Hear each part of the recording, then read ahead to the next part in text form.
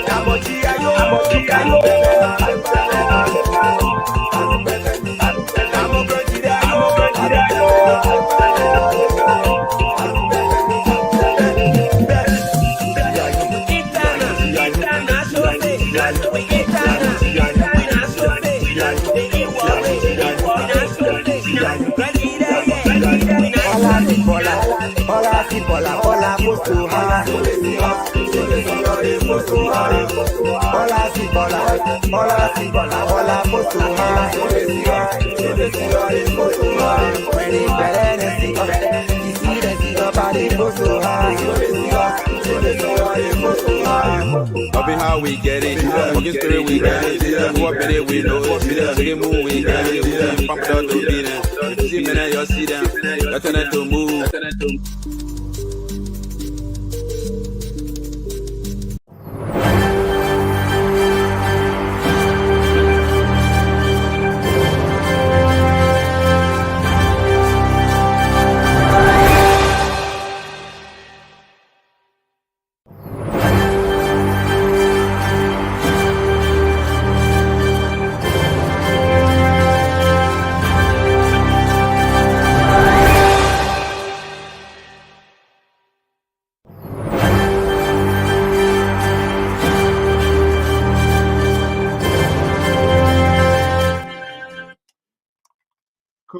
Good evening. So I want to welcome our viewers and listeners across the globe. That's the rundown that introduces the program, All Things Considered, right here on the Diaspora Informative News Outlet.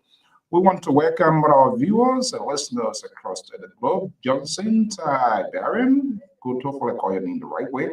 Good to have you here, Mrs. Marito, that's like that. Yeah, that's a Gia with a Gia woman there. Good evening. Welcome. Song. Okay. Fanny Johnson, Temos, also Sarita is here. Good evening, sister. Welcome. Aaron's Willand, Fred Towa is here. Of course, Mrs. Elizabeth Clark Fredericks. Good evening. Good to have you here. Lincoln to Walker, Isaiah, Abigail, Omaro, and Don Pekin Yadi. We want to welcome our viewers and listeners across the globe. This is Wednesday, meaning this is All Things Considered. We want to welcome our viewers and listeners across the globe. I am your host and presenter in tonight's edition. I am Afonso Zienso.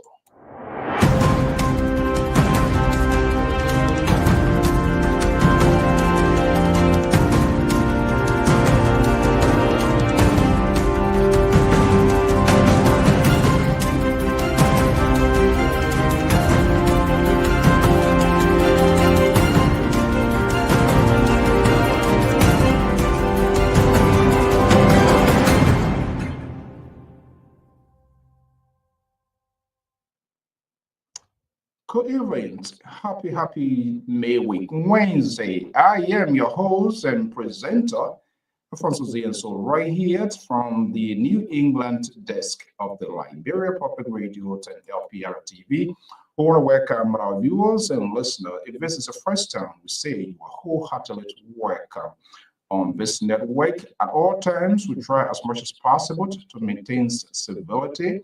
Disagreement, of course, you can disagree with us, you can interact with your peers, viewers, listeners, but we call for civility, your ability to persuade and make your political argument as to why you have the right side. This is what we prioritize, and this is what we do. Going, we are door is smashing in. Good to have you here. Mr. Kroma is here as well.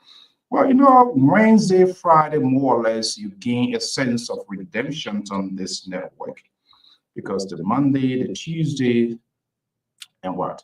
And Thursday, it's just a very horrible night because you have the liberal and his ally kind of hijack the process, and they create a sort of house situation where it makes it uncomfortable to alienate good portions of Liberian because they want their way done. If you don't speak their language, their tone, their soundbite, you are not part of them. So all they are telling you, you are not a Liberian. They don't consider you as a Liberian. They see you as a stranger. You are passing through. You just in like a transit. That's not a society. And you will notice this historians slash liberal something told from Totan. By the way, he has gained his residence in Lofa. He says he Lofians now because they always like to be around where the power is. So he's in Lofa.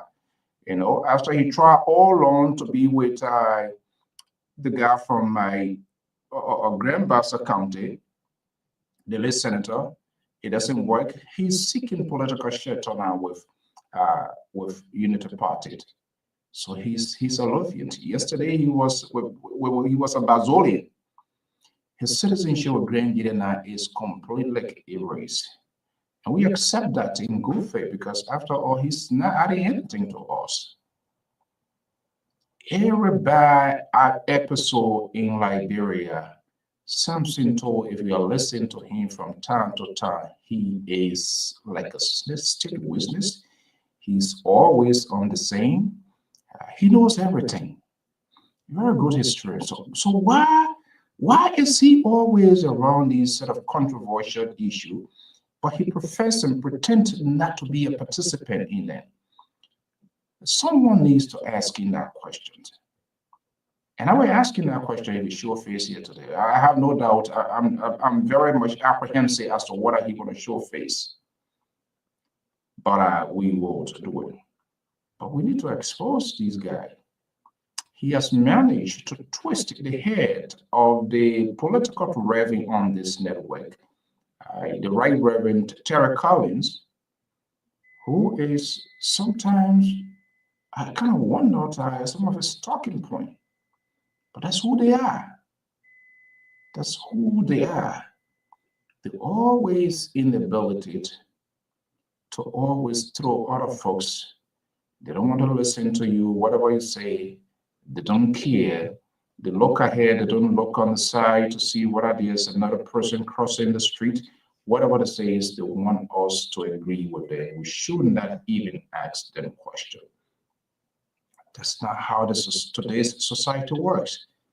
So when you call the liberal on purpose, the liberal on his own purpose with his collaborators, he has elevated his Chinese phone to the highest level to the extent that some calls are now rejected. And that is done on purpose, basically to sanction your voice.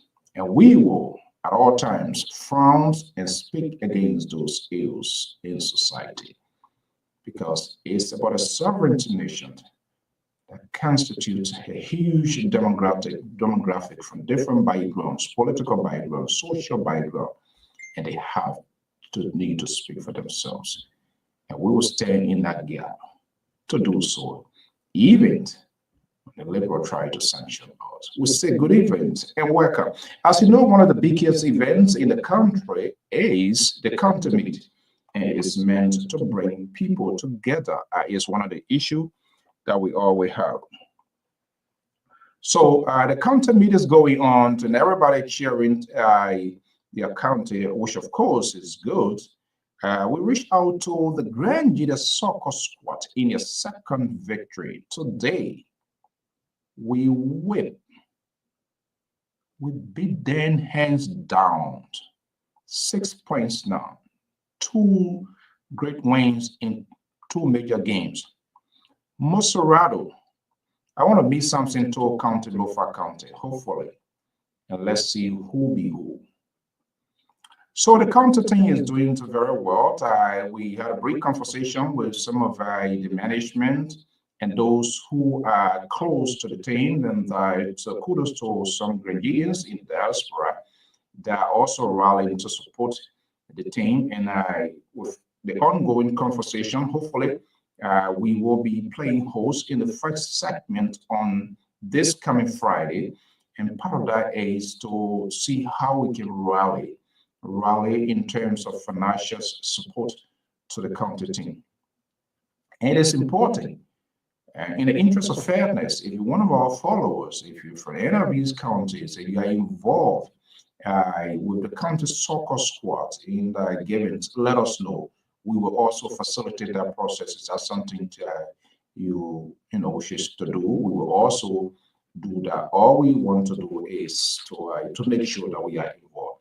And we mustn't be involved directly or indirectly, because part of that is if we want our people to listen to us, to take heed to what we say and what we want them to do, we have to kind of get involved into what they are doing. And one of the perfect things that brings people together is the sport. Not only we should be on the dividing end when it comes to politics, we must do these things. Whatever impact investment you make comes to the politics aspect of it.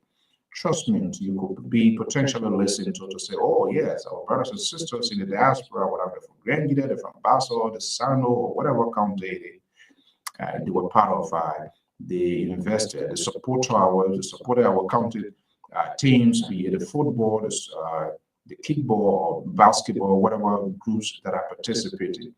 That will give you a voice in terms of what you want to do. So it is very, very much vital. It's very much important.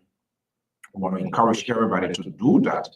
If you have not considered that, to do that. Yes, senator, yes, representative, yes, officials are from, they're in government, but we also have an obligation to give, to throw a hand back to our people and stuff like that. So it's very, very much important. So the Jita boys, they are on the move. They are flying like an eagle. We going to hit the Salmon Kanyado Sport Complex, hopefully in the grand finale. And I think this is where my co-host myself going to fall apart here, because he will be cheering for Lofa, and I will be cheering for Grand Jide, 100% Grand Jide. So I'm not sure whether he's going to be friendly with the Liberal, because the Liberal, they will just be friendly temporarily on the soccer basis. Right after that game, hell going to break loose. So it will be quite interesting. I'll be waiting to see. Well, the analysts are here assembling backstage in tonight's editions of All Things Considered. President Joseph Boyka sent the Election Commission on temporary leave. What is involved ahead of a major consequential to special election potentially in Nima and other places? Well, Dr. Malik Jones is here. Moses Smith is here from Wilmington to Delaware area. Tonight we're going to have a good conversation where civility will be restored. No drama, the Terry and the Liberal sort of drama always on this network. That's not what's going to happen. Welcome to the show. Let me bring in Dr. Malik. A senior co-host, Joyce JOT, just on time. Good to have you here. Joyce, thank you for your commitment to this network. Look, Dr. Mali, when Lofa and Grand Jide meet, we will draw that line of demarcation. Okay? You're going to be on the Lofa end. I will be on the Grand Jide end, the Zulu whiskey. I don't know. That Zulu would tend to wheel whiskey, and I'll give you some. After whipping you, then we come here, we settle the dust. Okay, Dr. Mali. Good evening to welcome. This is All Things Considered. Good to have you, man. I love that quote. Oh, thank you. Yeah, man. When the winter kicks in, all the little rose coats dry clean you, right? Start jumping out of the closet. Yeah. Okay, today is All Things Considered, as you know. It comes on every Wednesday. Yeah. A lot of things is happening across within government, outside of government, in our society. And let me just say, sad to note, as you know, our community, that's the Ocean State of Orleans, is bereaved. I know. This is just is unbelievable. A friend, brother, just close up to both of us. We are within the same proximity anyway. He just few blocks um, just passed away. I believe it was yesterday or day before yesterday. I was shocked. We were at an event. I didn't even know that he was involved in an accident, and Hmm. that new day before yesterday night, the news hit me, and I received a call. Not to mention our own brother, Ellis Brown. So two Yeah. major ones here. So it's a tough one. Our prayers and thought goes out to the community, the family um, of both families for such a great loss. And we, as usual, will try to rally around to give that sort of moral support. Good evening to welcome to the program. Oh, thank you, CEO, and thank God at least God gave us the opportunity to be back again, and our surrounding seems to be a bit apprehensive for a lot of death news all over the place. It kind of fascinating, almost like what happened last year, where you had this. I think last year was a leap year, and I understand most time during leap year, uh, a lot of death news all over the place.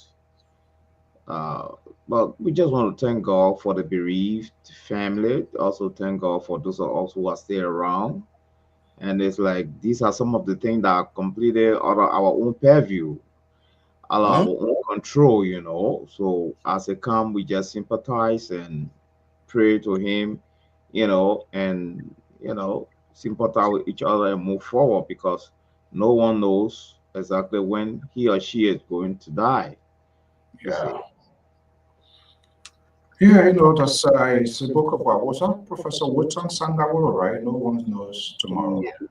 Exactly, those are reality. Okay, let's welcome the Joe Biden guy from Delaware, Mr. Moses.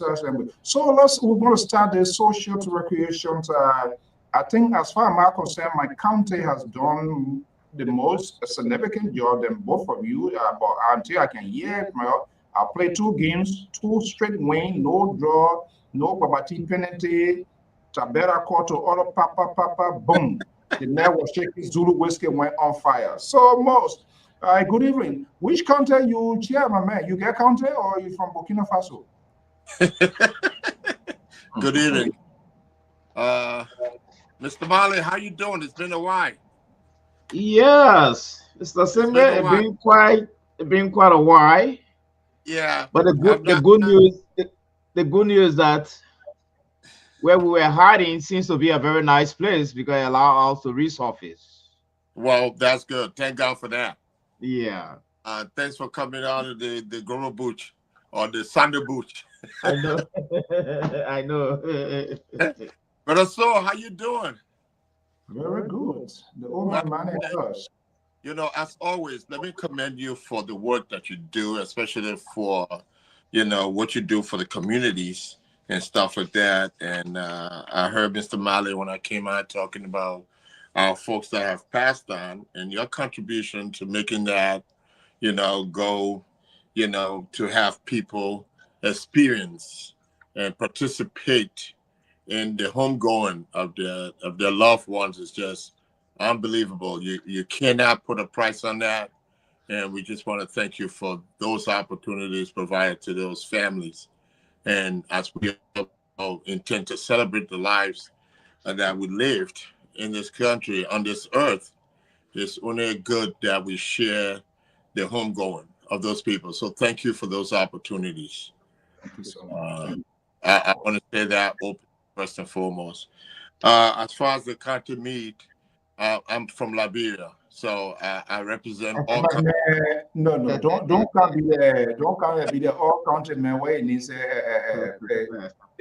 Uncle P here. Come on. Hey, look at your, where I see you, look at your country out of the tournament. You see here like that, you trying to fly. You know, Dr. Mali, this is how the liberal fans behave. When they throw them out somewhere, then they try to find some sort of temporary shelter to be. Why you should be ashamed of the country?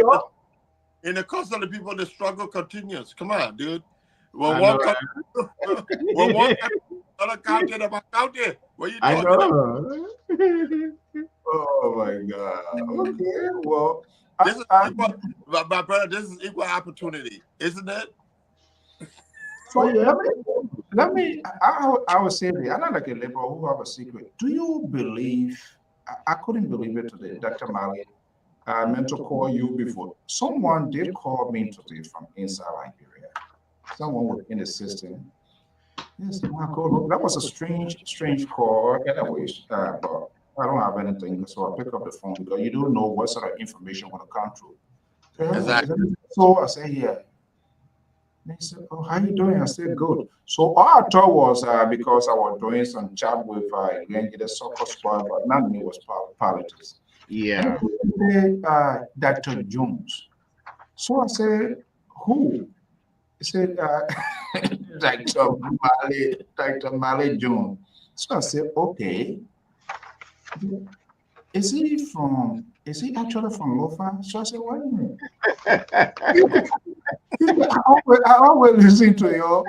That Papi, I don't call you that Papi. So I said, which are the Papi? Papi Boyka or Papi Jones? Dr. Jones. He's very critical, a countryman. I'm like, oh my God. I don't think he's a real Lofi.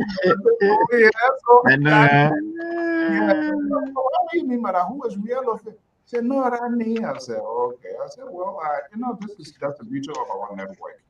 It doesn't really matter where you're from. Everybody argue their point for good government, good society, Yeah. and everybody to do well proportionally. That's what we are. Yeah. It's not his positions policies oriented to let you know it's not a hate. Where the government does wrong, we speak it. You will see other people who get their own the Zion Buffalo goes church and choir, they will be singing and everything that's it. But that was just quite interesting. Like, oh, okay. I said, yeah, it's a process. Don't take it personally if that happens. I have no control over your perception, but I'm just only telling you when you see him arguing, when we're talking these things, is basically policy difference. Okay, gentlemen, good evening. Good to have you. Orita, good to have you. Aaron, good to have you. Thank you so much for your commitment to this network. Gentlemen, today is Wednesday, all things considered. I don't want to throw my red meat into your faces. I know you have been talking point a lot going on from the Wednesday to this Wednesday. It's huge.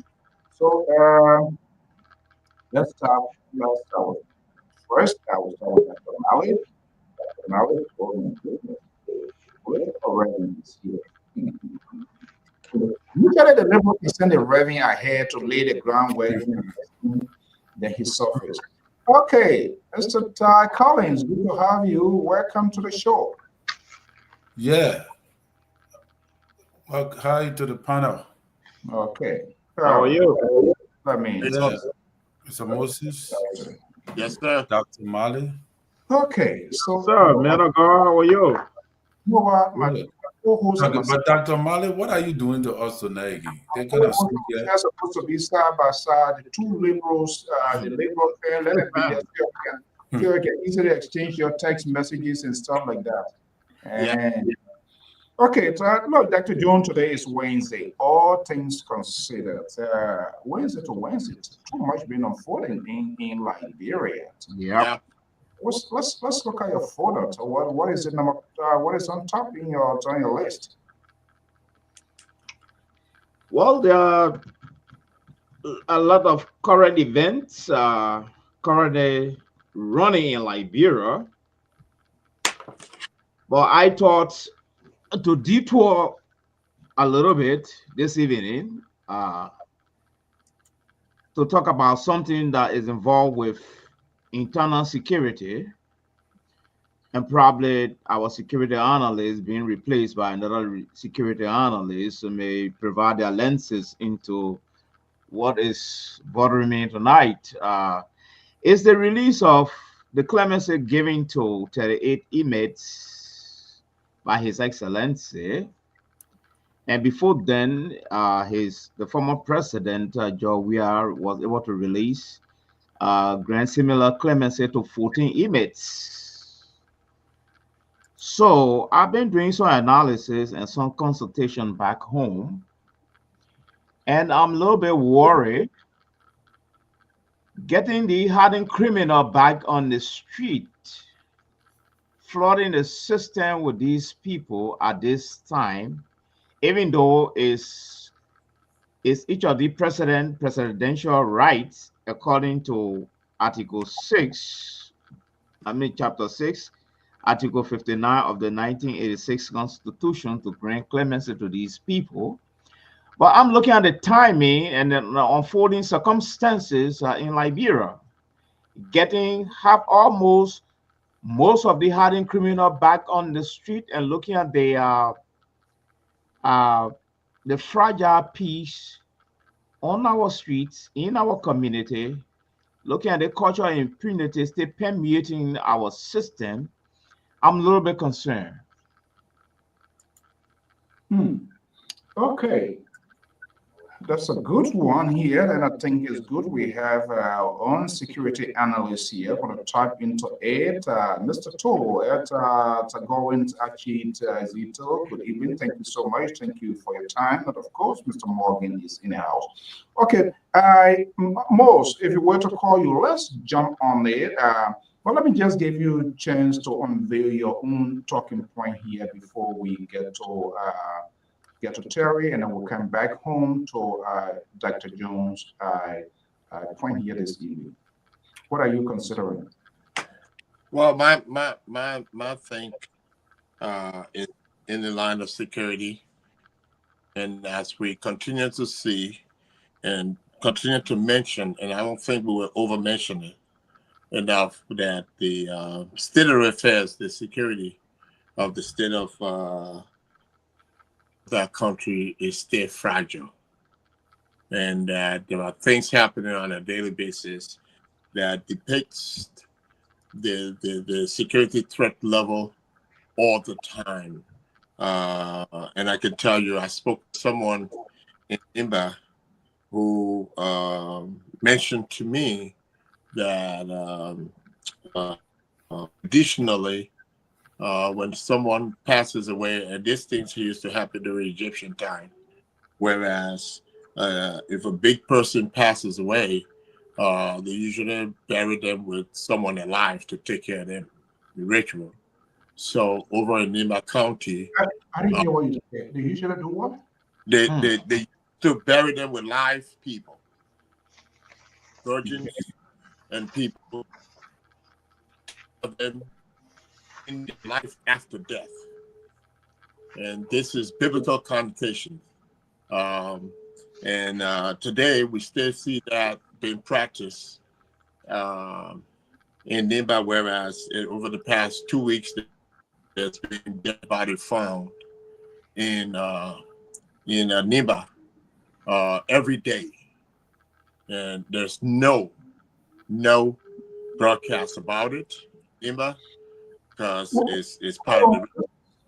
This is very strange. We do have a guide. I haven't heard of what specifically and when this happened to you, you know? Well, they said that it's happening all over Nimba, and the message has not been sent out because the people of Nimba are accepting to it because of the death of Prince Johnson, and that all these people are dying. They don't bury a big Zoe or a big person called Godfather by himself.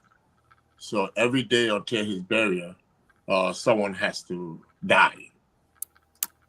And I found that remotely out of place, and we haven't heard anything. This is something one of my confidants shared with me that is happening in Nima County. So to see that the body was taken down to Nima today, hopefully that ritual will cease by the weekend, and that no investigation, nothing is being reported.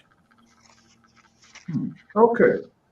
All right. We're going to come to the point. There was other issues Dr. Mali raised. Let's go to Mr. Collins. Mr. Collins, good evening. Good to have you. Trust means you're going to be treated fairly, both of you guys. You're going to be treated fairly. As long I'm here, Dr. Mali is here, you know, we are very tolerant. The political tolerance is there. We are not like the other side of the world who so sensitive to everything and then go off the call. But good to have you here. Too much going on, Collins, and you are a new street like myself. Let's go into your playbook this evening. Yeah, good evening again. My attention is actually drawn to the suspension of David Brown.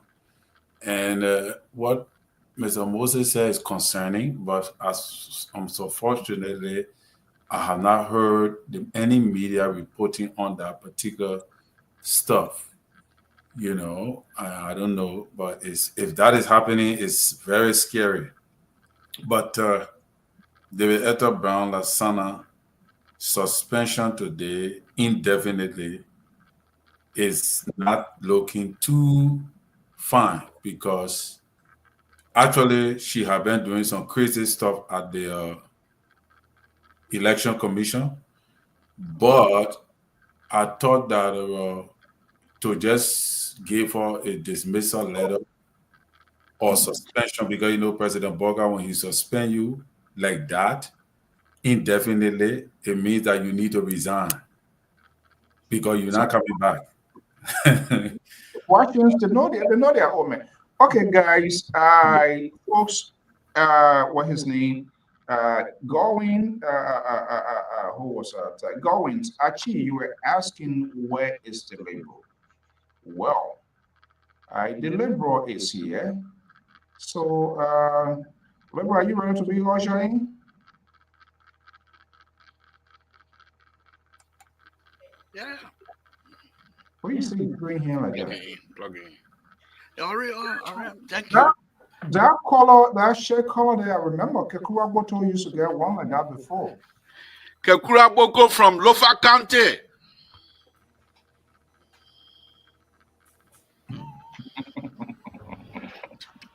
Take it back. Take it. Okay. Let it rotate. Mr. So, we Lofian, we don't play around anymore. We come in a gathering and we truly look at Dr. Mali. Does he look like anybody from Lofa County? You think say from Maryland, USA? I'm from Lofa County. Mr. So, good evening to all you and those of you that are watching. The Liberal is here. Okay, thank you so much. Good to have you here. What's on my plate, Mr. So? Let me on a very serious. Okay, hold on first. Hold on. You see, this is the problem with you. You don't behave like an old person. You want to be like, oh, your guy, Terry, call you in. Terry still there. Just told you to hold on to usher you in. You want to start making flower already. Mr. Collins. Okay. Yeah, so that's it. So the issue with the woman there, the suspension, what it sends two messages. The timing of the suspension reveals that because CDC can use this as a political weapon to say that this is a setup, the intention is to rig the election, the by-election, because there's a by-election coming up. So this will be the new narrative again. They're going to begin to run with all of that. My second concern have to do with Prince Johnson body becoming a state funeral, wherein they did took it to the Rotunda and now going to carry him to that place. So why did they take him to the Rotunda? Why? I don't mind the state burial aspect. I know maybe because Jeremiah Kuhn is the vice president, so he did make a very good lead in making sure that that occurred, and he's the president of the Senate. But what message would that send to our generation, to our children? all right, what kind of message will it send to our children? Will that kind of We will come to the detail, and I trust me, we will try as much as possible to scramble over all of your points. Let me go to the report, and then from I will come back to Dr. Jones' point, and I will tap into the expertise of Moses. Okay, the man from Lofa, I'm not hearing you. you're muted. Thank you for recognizing my tribe again tonight. I really do appreciate that. Like I said, we're here, and this government, the Lofa government, will be successful. Go up and count down. We will be successful. No, but Mr. So, on a very serious note, I want to say here very quickly why I do not, in good conscience, would have, if I was in Liberia, would have attended the funeral service of Prince Johnson, because Prince Johnson is on records being responsible for the death of my brother, Robert Toll. And so there's no way that I would have attended his funeral. However, for the sake of the country, for the peace of the country, if this is one of those items and one of those activities that will continue to give us the peace, we must do so. I keep saying, I said it here again, and I will continue to say it. In as much as I don't like Prince Johnson and all of his behavior, but Prince Johnson didn't get up one night and say, I'm going to bring war, or I'm going to be part of the war in Liberia. There were certain items, certain activities that drove Prince Johnson to that. We have to recognize that. We have to accept that. We have to accept that. So why I will not have gone to the funeral, but if the funeral service, if it's something that will continue to engender the peace of the Republic of Liberia, which is much, much bigger than me and my relatives who still mourn for our brother Robert Toole. Liberia is bigger than us. We are in pain, but when it comes to the peace of the Republic of Liberia, we have to sacrifice. And many of our brothers and sisters sacrifice for that. So this is just one of those issues. One of the things that I also observed today from a political guru now, speculation, which is my nickname, that Nigerian man looking like somebody from Geo country, he has already won the senatorial seat. Go up and count down that young man feeling winning. That his culture, that his Nima culture today that I saw, the music that he was dancing with, the way he was carrying himself as a culture person, he finished winning the election. No, if I were anybody from Lofa County, or from Nima County and want to run against, I wouldn't even attempt to waste my money. Nobody from Nima County should waste their money. Let them just go white ballot, black ballot, whatever green ballot you want to. He has already won the election. Don't waste your time. Koka is now the senator from Nima County, replacing Prince Johnson. Just mainly, just not because of his leadership ability. I don't agree with his acting, what he did in the House, but the mere fact that he was able to showcase the culture of Nima. It was moving. It was moving. So I think because of that, from that perspective, I think he has won the election already, Mr. So. Thank God you are not the others, because this, sometimes you're talking, sometimes the way you do things, I kind of like interesting. Quickly you will walk by again, you come here and put your foot in your toes. Okay, but Dr. Mallet, this stress a point, and now the house is in full. Dr. Mallet, you want to kind of like re-echo that, and I want to bring in Moses immediately. But that is there any other reason that is more or less specific that you think the GOL didn't do to get these people out, for which you are expressing such a concern?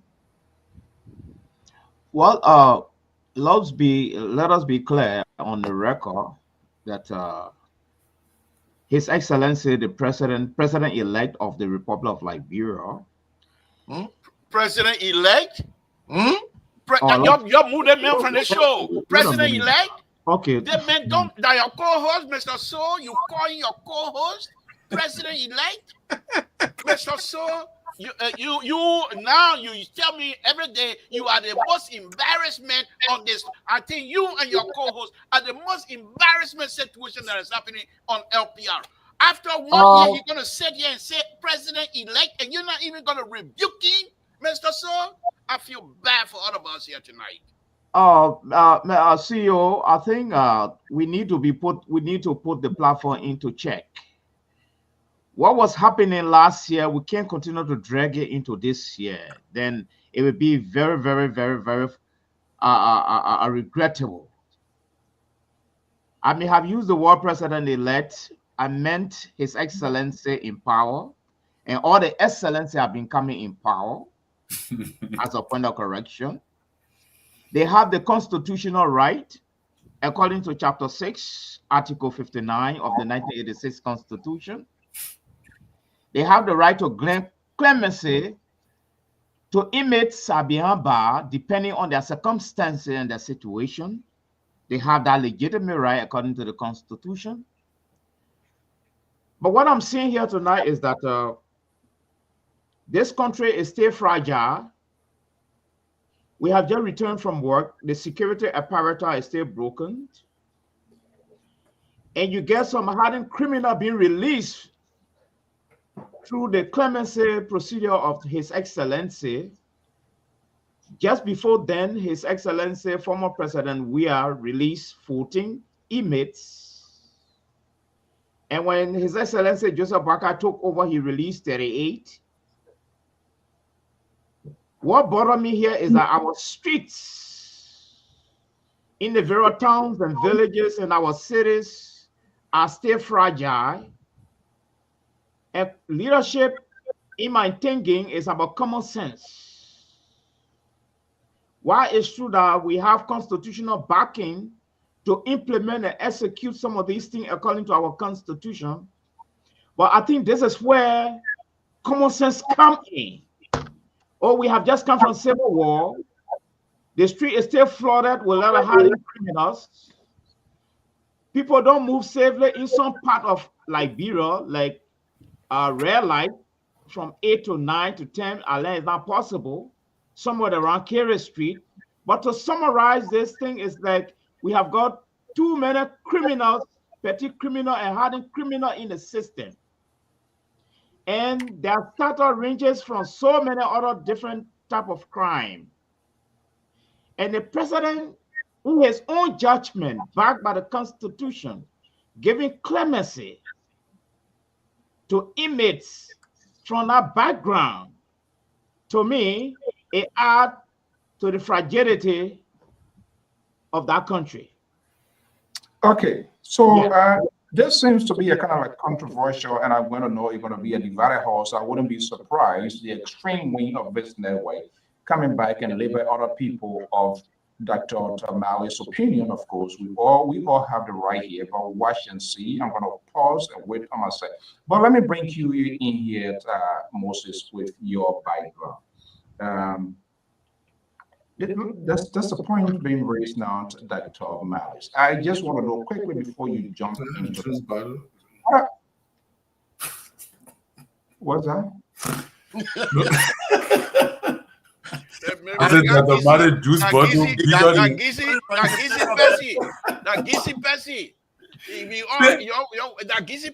Say he moved to Zwedru, everything different. I don't know. Okay. So please, Terry, don't join there. Don't join it. Sorry. So, Mose, Yeah. before these things, take me into the security world. Whether it was yesterday or today, before these sort of clemency being granted by the chief executive, is there some sort of contingency plan in the sense where these people preparation for integration, do they monitor them, or they just get them out of those cells, go home, you're free, and that's it? How does it work? Well, I cannot tell you for Liberia and the process. I've not read the manifesto on how the process works. But what I can tell you from my experience here, working in the prison system and understanding what happened, Liberia is uniquely different. And the release of inmates where they pardon them is a vigorous process, or should be a vigorous process. That means that many of these people going through, and there are names submitted to the head of state. There are people from the criminal justice system that are put together to vet these names, to see what's going on as far as with the lives of these people that have been submitted to the president to be pardoned. And like I said, I cannot tell you the process in Liberia. I hope they follow those processes that are put in place. And the Constitution does give the president the powers to do that. And many of these people need to meet with the Department of Justice or the criminal justice system or the Department of Corrections. And there's a process of different steps that these folks need to go through before they be considered and submitted to the president. I hope that the people within the security apparatus and the criminal justice system, that is the Solicitor General or the Department of Justice, the Department of Corrections, and whatever rehabilitation and whatever you have in place, that will vet these folks and understand. Now, you got to understand, most of the crimes that some of the people who are released, and I don't know what kind of crime they committed, whether it's felonious crime or misdemeanor or non-violent crimes, those are all taken into consideration as well. So I hope that there's a process in place that they will go through to understand that these people have been reformed to a new set of principles in life, and that their release would not become a threat to the society before you can grant them. Because it's going to be embarrassing to a leader if they do that, and then these people reoffend. And then we talk about recidivism rate. So those are the processes that are in place. But I can speak to that of Liberia.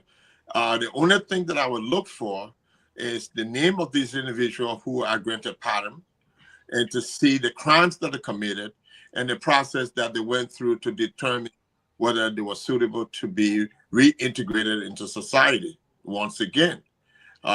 So that becomes a vacuum. And I must agree with Dr. Mali about the concerns that raises, especially so that we're still post-war and there are a lot of things happening. And we see that every day. And over the past 2 weeks, and I'm sure you guys have seen, where vigilantism has become a way of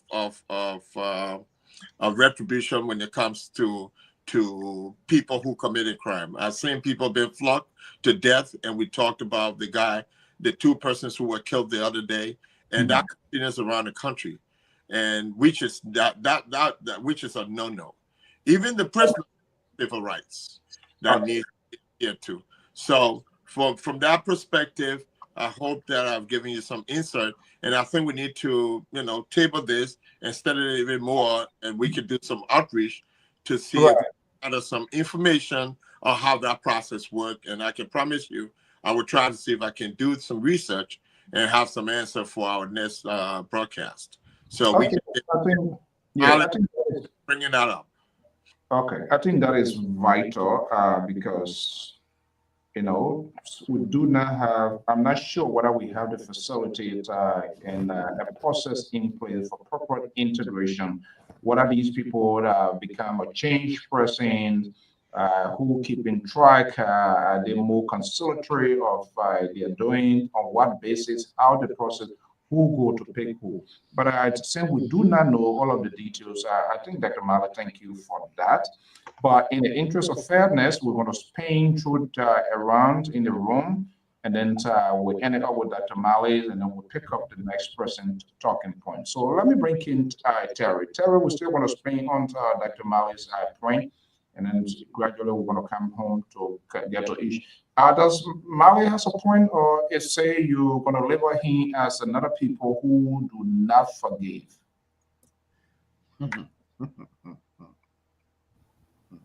But he has a point, But I think if those things were not put into place, the president might not have maybe give the presidential clemency or whatsoever to the inmates. I know Lofa County Prison in Vonjama is a terrible place to be and all of that. It's a very terrible place up the hill, not too far from the entrance of Vonjama City, where you have the statue of President Totman. I know that whole place. But what I look at is that in a prison, like a prison compound, people do little things. Like if it was in the West, like in America or so, people do little things. They put them to work. They do something with their hands. They learn trade and all of that. So when they come out of prison, they have something to go to, you know. But if you taking these people out of prison, where are you sending them? How are they going to integrate into the society after the many years that they have stayed in prison for? Are you giving them a job? Are you going to create some means that they will be able to survive? Because like somebody going to start all over, you know? If not, what become of that person? Mentally traumatized, all of that, what become of them in the society? So you now have accountability structure put into place to know how to observe such a person, because if the person just going, do you have a plan for them? Where they're going to? Where they're going to start from? All those kind of things got to be taken into consideration. Do they have a family? Where they're going to live? How they're going to begin? All those things can factor in. So Dr. Mali do have a point. In fact, this is one of the reasons why crimes rate are high in our country, because of the lack of jobs opportunity, the lack of people being educated to meet up with the economic standard or status of the country, and all those kind of things create more vulnerability. So if you're giving a man executive clemency, what comes after to help you? Yeah. And I think Dr. Mali is thinking way beyond, but I wouldn't be surprised how there would be an outburst coming from the liberal and his way of doing things, because I know Dr. Mali is concerned with respect to the monitoring system. Uh, Moses, before I bring in the liberals, usually when they release, they have patrol, not patrol, how you call parole people that they're supposed to report, monitor to see how these people are doing. But wait and see how this point brought forward by Dr. Mali, which is a national concern concerning what is all unfolding, this sort of mob uh, uh, situation ongoing. So hold your peace. Let's hear from the liberals. Let's get the liberal versions of this and how it's going to play out in tonight's conversation. The liberal. Mr. So, thank you very much. Like I said, and I will continue. So I'm not here for kumbaya. Dr. Mali has no point as usual. Dr. Mali, a topic is completely out of place, and as usual, Dr. Mali's point is always subjective, and it's difficult to address those kinds of issues. That means I have to stoop his level in being subjective as well. I will do my best. I will do my best. Mr. So, let me say this to Dr. Mali. Republic of Liberia is not a banana republic. Yes, Liberia is not like United States, but we do have system. Whether you agree with the system or you're used to the system or you're part of the system, it's a system. It might not be the kinds of system that you're looking for, but it's a system. And people, millions of Liberia survive in that system. Why are we going to call ourselves advocate but condemn the system that our people are living by? Unacceptable. Unacceptable. But of course, this is a same doctor who will prefer for people to go to Belayala. This is the same doctor who would prefer to have capital punishment in the Republic of Liberia. So what do we expect out of Dr. Mali, Mr. So nothing but this. Let me just say this here as I conclude peacefully. Mr. So, look, there's people that the president that have the management. They manage the prison system. These people come, President Waka don't just get out in the morning and say, oh, what is song? The song coming from the sun, okay, y'all go free, so up you think the highway? They don't wear like that. So then let me just Let me make my point, get off, and then you can go on with your show. But of course, if you want to sanction me, you are welcome to it. You're welcome to it. But if you're not going to sanction me, then let me make my point. Those that are responsible for the prison system, let's give them some little respect. They set up the system to say X, Y, and Z. We believe, Mr. President, that this person deserves to be pardoned. And the president most likely have another people that look into the recommendation. And based on their recommendation, the president execute constitutional mandate. Now, Terry is quite correct. You get them out, where do they go? So hopefully, those that are making recommendations, they most likely have already determined where these people are going to go. Oh, so because there's no job in Ladro, you want to keep my son in prison, even if he have the right to be better, because he from Grand Country. I beg you, you're going to start a country. Dr. Mary, please bring another topic so we'll have a good show tonight. Thank you, Mr. So. All right. You talk all your tabata, nobody interrupted you or try to talk, you said no. Okay, this is not a surprise always here, but let me just bring in Dr. Mali. And I will ask a rhetorical question. You told you don't have to respond.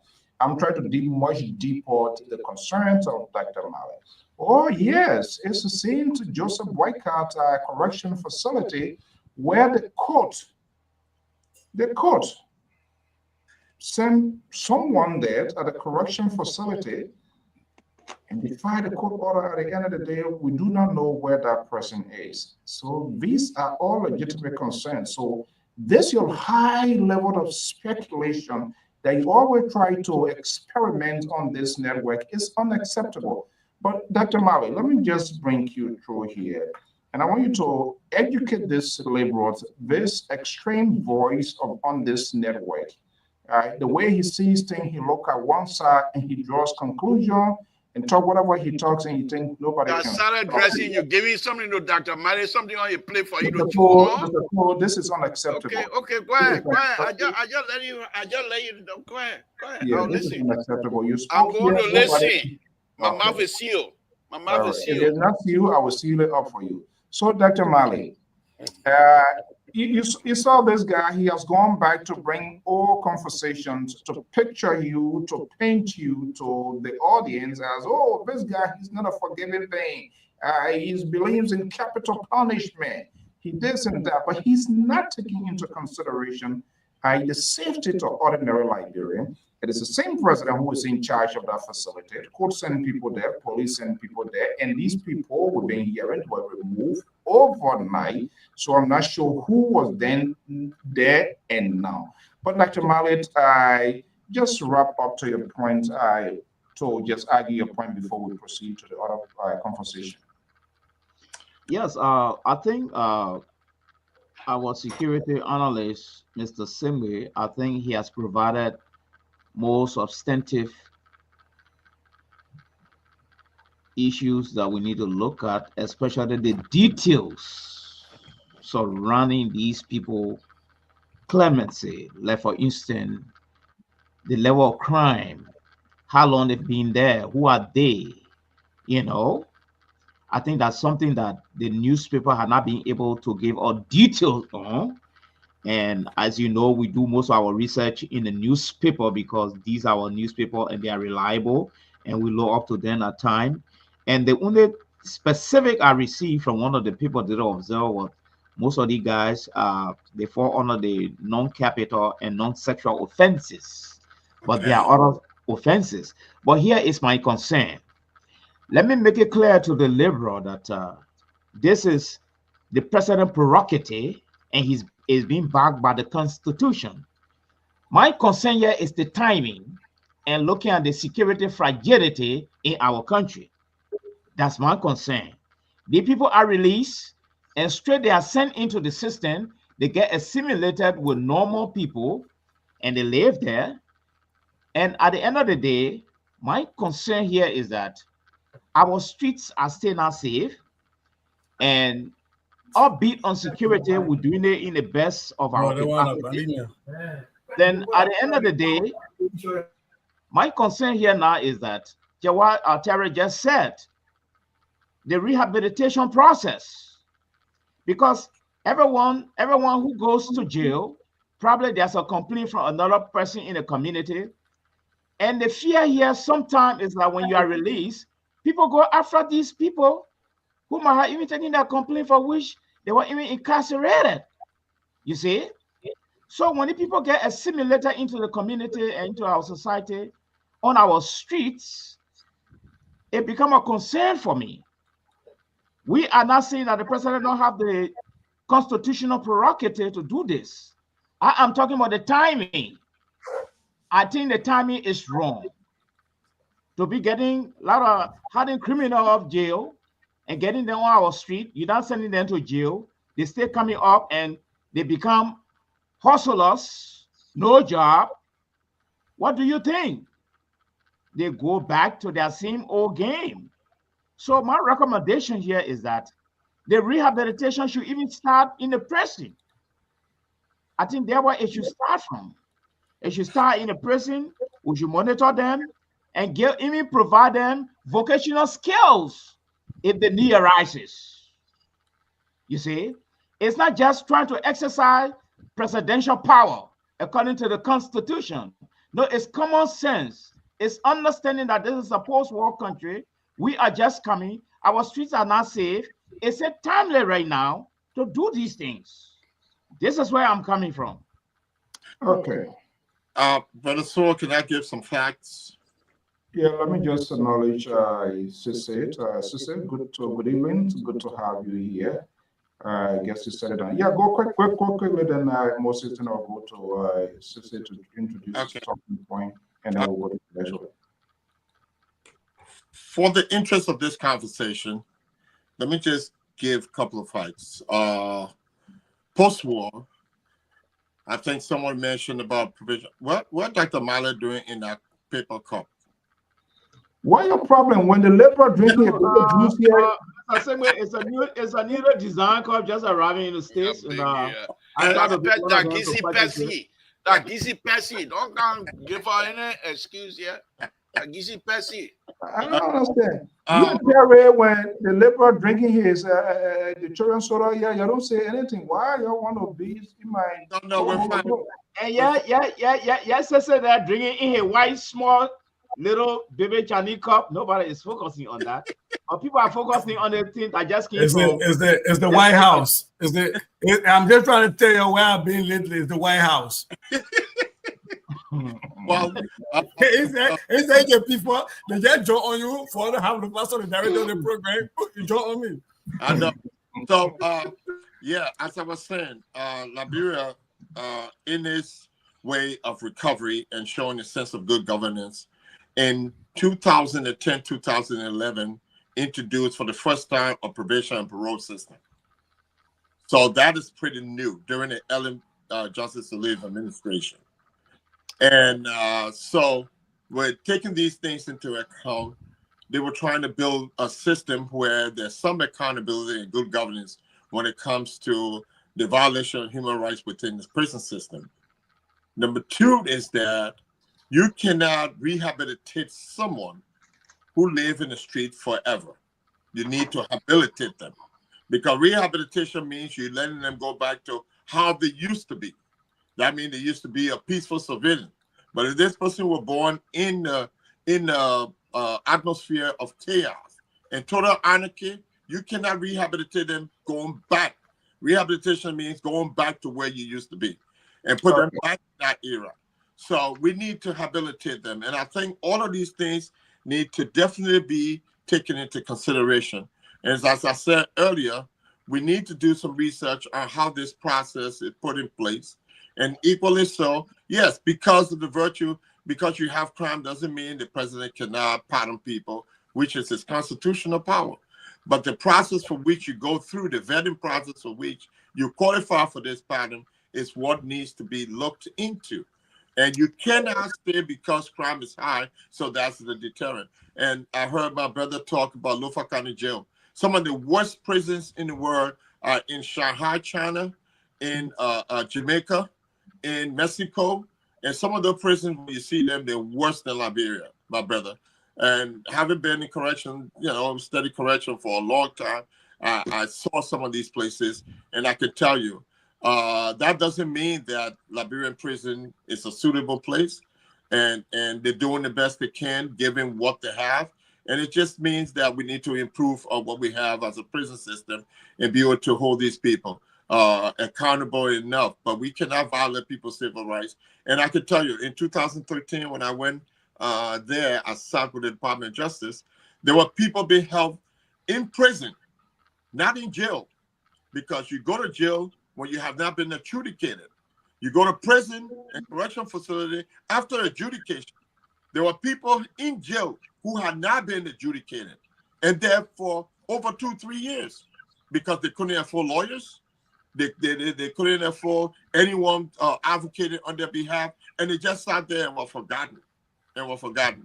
And these facts continue to happen in Liberia. So some of those things need to be corrected, and I think those are things I hope they would take into consideration, that people cannot just arrest anyone and put them in jail because you have, and I experienced something when I was there also. Civil matter becomes criminal matter.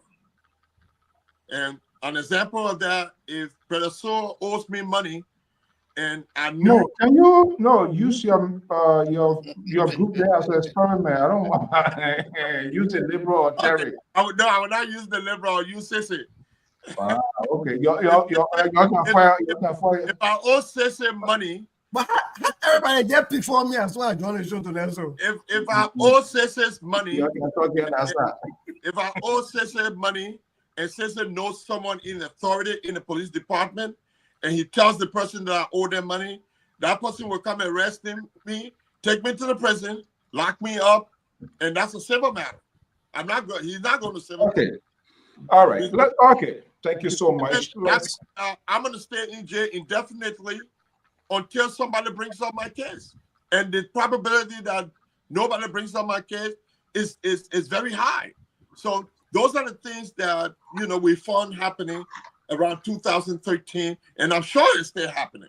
That people arbitrarily just take the law into their hands, arrest people, and go lock them up in the prison system when they need to go to a jail first to be processed for probable cause, and then go and adhere to their charges in court. So all of these things need to be taken into consideration. So, like you said, that the newspaper didn't give us no details because I don't think they provided details. But we're going to do some research and see what steps were taken to pardon them. And it's not the first time, like you alluded to. We have released, 14 people? Yeah. Or so?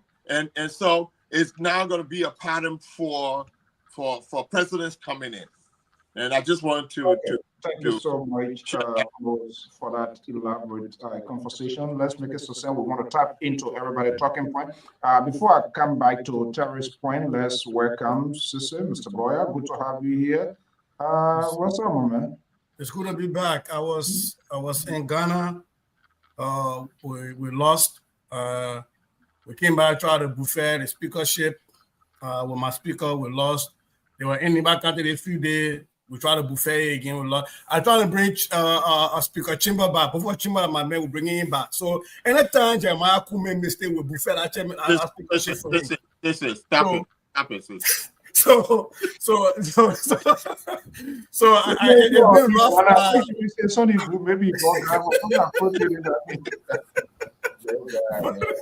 but look, this conversation is really good. I know my man Baba Chima will email me soon. But look, man, I agree with Dr. Mali, even though he before me soon already, or some aspect of his talking point, right?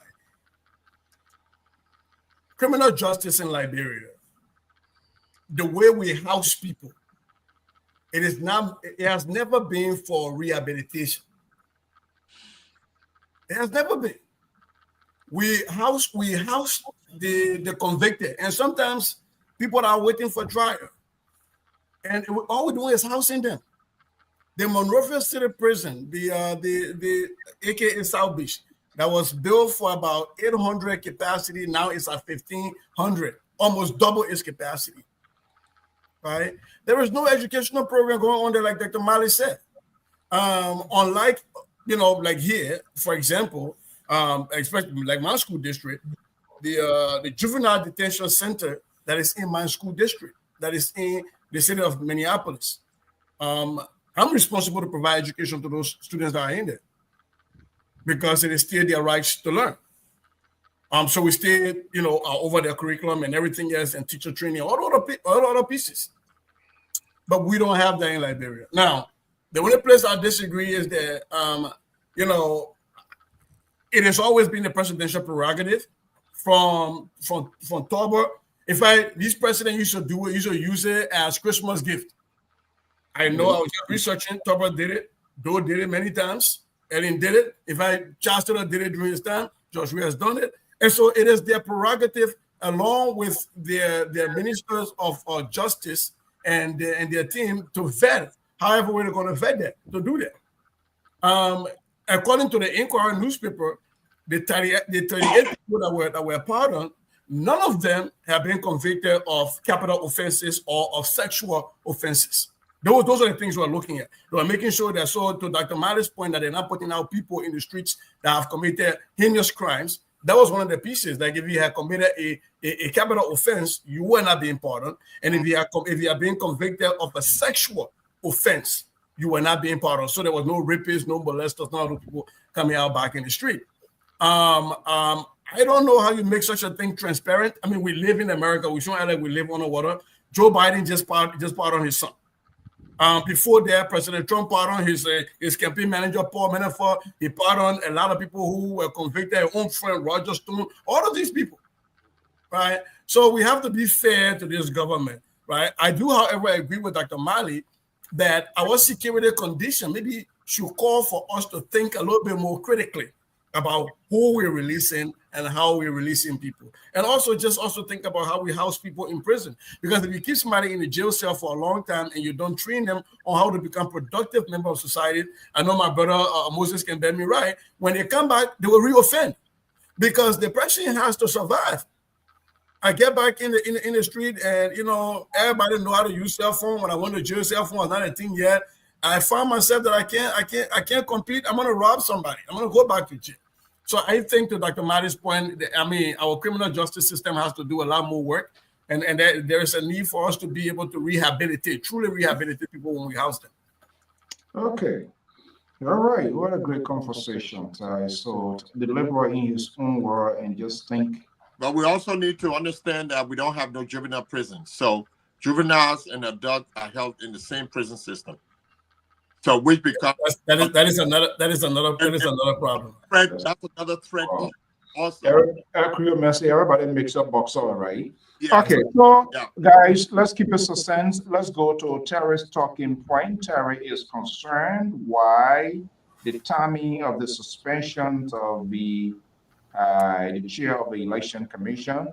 CDC were wrong with it. I don't know why his fear, but there are other conditions government GOL has outlined.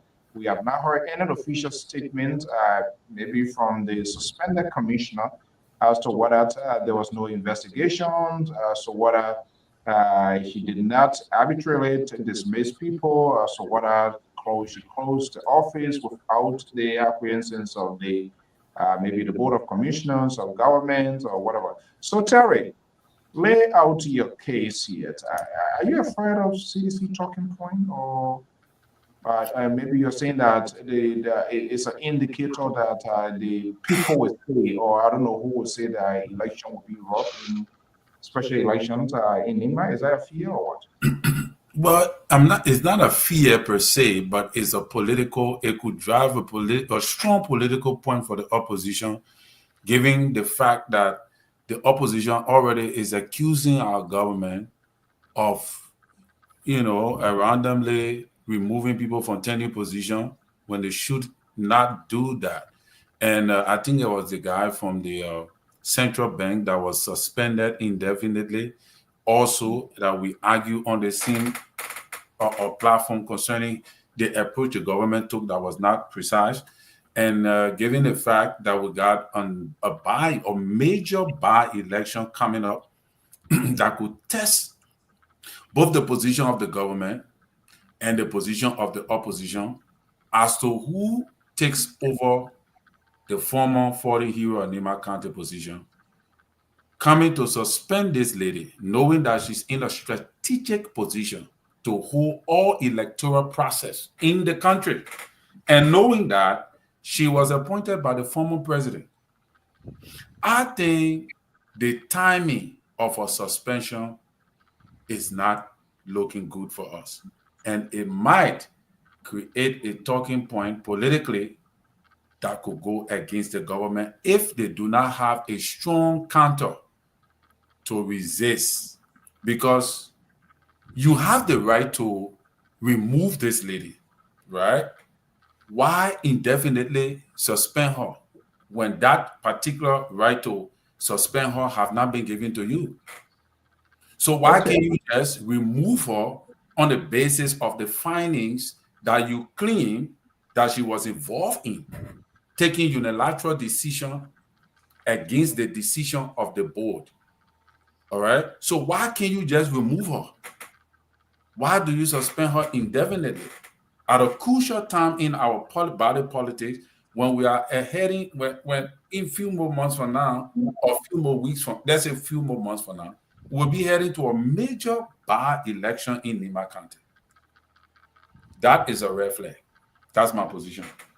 That's my position. So let me let me bring your own guy with you. The liberal, do you agree with your son? Yeah, in a way. But let me just be ridiculous here right away. You know me, I'm not here for kumbaya. I speak my own. You talk your own. The suspension of that lady was planned way back immediately after the election. The woman action have not been satisfactory to the president and unity party. Because first thing was most of the people were suspecting from beginning that she was going to turn things around, and as God could have it, President, we went ahead of her. If the thing was to be challenged and they were to count on her, President, I was going to be president today. That woman, she not good for democracy. Bye-bye. The president said, and I agree with the president. No, we're coming to have by-election from Nima County. If that lady were to stay, I don't know. But tomorrow I got another story on that. I will flip-flop tomorrow on you. But for now, I agree with the president. Dr. Jones. Well, if you hear these sort of words coming from the liberal, that woman, she's not good for democracy. In fact, they wanted to move her. So the liberal is an insider. He talks to the I don't know them. They don't know me, so I'm not an insider. Okay, let me just make my point. You talk your own. Let me talk my own. Probably there have been a conversation liberal over her, and they have been wishing for us to come to Barry. But does Terry have a point? Given the nature of our politics in Liberia, I think Terry has some point there with the issue of the timing. But again, least we forget the president has got the constitutional right to remove. The president have got this constitutional right to employ and to fire. My only regret here is that the president waited so much, he was swept that entire election commission. But when he was doing his appointment, normally, I think in politics, when someone just managed to stage a successful election where it was accepted by the international community, the results, what you do as a tactical politician, you immediately clear the entire bench and have them replaced with your confidant, because that what happened in Africa. We say they are neutral, but I question that anyway. So the timing, as Terry Regis said, is going to generate some half feeding in the system. It's going to create a whole lot of problem. All right, the opposition will talk, but it is what it is. This is one of the effective weapons that Joseph Boakai has in the system. Joseph Boakai, he's very good at kicking you out as quickly as possible. Okay, but that is not my point of contention right now. My point of contention here is that I think this government came on the back of cleaning the system. So when people are removed, send them over to the Justice Ministry, let it assess them and clear them. But when people are just removed and you just let them go, I mean, this is the same business as usual. That woman she was able to play with millions and millions of dollars in our place. All of these people love get a report and they can go. I think this is that's my boon of contention. But until then, I think the president did. I mean, the president did what presidents normally do. Thank you. Thank you so much. Most quickly before I go to Sisit, you want to weigh in on? Terry, are you concerned? Do you think the president's executive measure is political because of what is ahead, or just a timing and just administrative decision? Because the executive measure, fair to mention, they outline other conditions that led them to that decision taking. I'm not sure based on what they wrote, and that's what I'm saying. If there was something on the contrary, the Lpr-Tv as a journalist, as a person, she should be able to speak. After all, she's already in it. They said there was an investigation, recommendation made, people like the office, people were fired, and all of that. So, so there was backyard things, a lot of things took place before coming to this decision. Yeah. Listen, my own input on this is this. The reason why the Election Commission is turning a position, because the intent of our forefathers in putting the Constitution together is to neutralize the commission so that they can carry their work out. In Africa, and especially in Liberia, everything is politicized. And we know that. Let's not play with that. There's report that immediately following the election process, there was well over $2 million surplus that Deviata Brown wanted to return to the Ministry of Finance and Planning and Development. And the commission to her, nope, they wanted the money to be distributed among them because the election was over. So this created an adversarial kind of condition within the commission. And then you have workers protesting continuously, which brought more attention to the commission.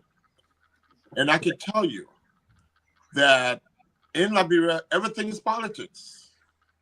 If you wake up in the morning and say hello to somebody, the person thing you running politics with them. You want something from them. And that's the nature. That's the elephant in the room in Liberia. So anything in Liberia will be politicized. You think the president's action would be politicized? Absolutely, it would be politicized. So you dare if you do, you done. I'm just concerned that the tenure of office and identified as depicted or subscribed in the Constitution is something that I hope we can continue to go by for pure democracy. Any country that has democracy, and we were just I mean, someone just mentioned that the election in Liberia are recognized by the international community and say it was democracy at its best. And it should serve as an example for other African nations. We have African leaders coming into Liberia and commending the transfer of power from Ellen to Weah, from Weah to Wakai. So there's something positive there that happened. And so if that is the case, then I think that the dismissal or the suspension, indefinite suspension, will have some political leverage over this coming election.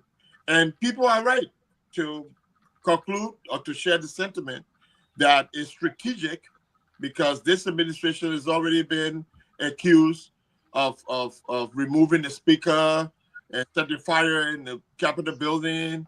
And, you know, they even been accused of the death of Prince Johnson.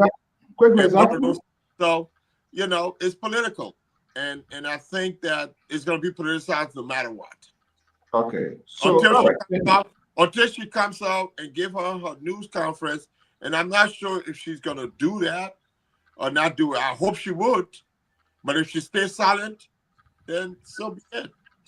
Okay. So, Mr. Goya, so to your colleagues, their point here, and to the last point mentioned by Moses, if it is true, based on what he's saying, probably he has read it with respect to leftover money and they want to ration it. And why will even workers, people who work, you have SS and people who work, they didn't get paid, and you allow them to come big drum, big cops and all of that, and you can't pay them. Is it one of these things just a waste of time? Media need to just talk about everything because the marshal outlined the conditions led to this decision. Why should Terry and Labor worry about this? Say, well, this action, in fact, it's a long time thing. They should have taken this thing a long time before because they never trusted this lady. So, starting with the money part. For me, I like to talk about things that's in public that I have record on, right? This transparency, conspiracy thing, I don't like to be into it. I know this lady, her son is a very good friend of mine, but I'm going to be transparent on the show tonight. You can't be telling me this is the same person who was accused of bringing her own brother, giving contract to her brother without talking to other commissioners, that he had a look that this is the same person I want $2 million back. It's just the speaker Kofa thing. He was deputy speaker, he overspent his budget, but at now he want to order the play now, the people want to move from that. Who you wanted to order himself for overspending your own budget? Right? It's the same thing coming out. Look, this transparency, conspiracy, the people gain their conscience once people take action against them. It's just the citizens now that have turned independent. Yeah, my brother Keto, that for 6 years they had their conscience buried under the sycamore tree. All of a sudden they remember where they buried their conscience. They get it back on the independent people and won't go for Liberia. Let me say this. I think Terry said something here, and he's right to look at the political spin, right? But there's a legal side to this. Time does not matter. It is not like we have the Director Brown as the only president at the NEC. You have a board of commissioners that is running an election, right? The entire group has run several elections in Liberia that are credible. Some of them have been violent. Don't forget the elections that are for Taylor Urick was very violent, right? And so this is not a one-person show. This is a whole group running an election. One person's suspension does not bring any problem to the credibility of an entire group. And here's the thing. If we follow what was laid out by the executive mansion, the investigation was ongoing. She was still in her role. She did certain things to compromise the investigation. That was why she is suspended.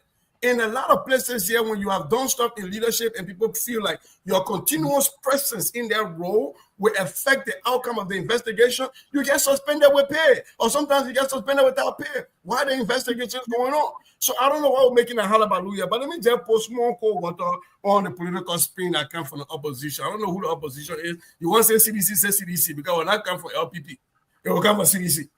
But these are the same CDC that argue one time that we don't give VIP place to job we have to come through or come and do something. Free, not come inside. They say they will take how to call it executive protection from job we have to coach them to form their own force and protect it. I see that force here. Look, letting Nigeria North That's a bunch of noise. For me, what I want to see is that she's given due process. If she is suspended pending investigation, let the investigation, the outcome of the investigation be released to either clear her name, or if she's found guilty, go to the Senate to impeach her. For me, that's what I'm looking at. But all these things about, she was coming to do that one, but she didn't do the other one yet. Yesterday, she was coming to bring Mother Coffee to go raise some more dead body from JFK, but they didn't raise it from there. I'm into that thing there. Let's just look at what is in front of us and we discuss it. Going forward, what is your coffee? One second. Going forward, Terry, I beg you, on behalf of some other in opposition political parties like the LPP, please don't lump us together with the people who just finding their conscience from Munapeno Youngblood University. We're begging you with different kind of people in opposition. Oh my goodness. What is your conversation? Bring somebody, where you gotta do a you see me saying that video?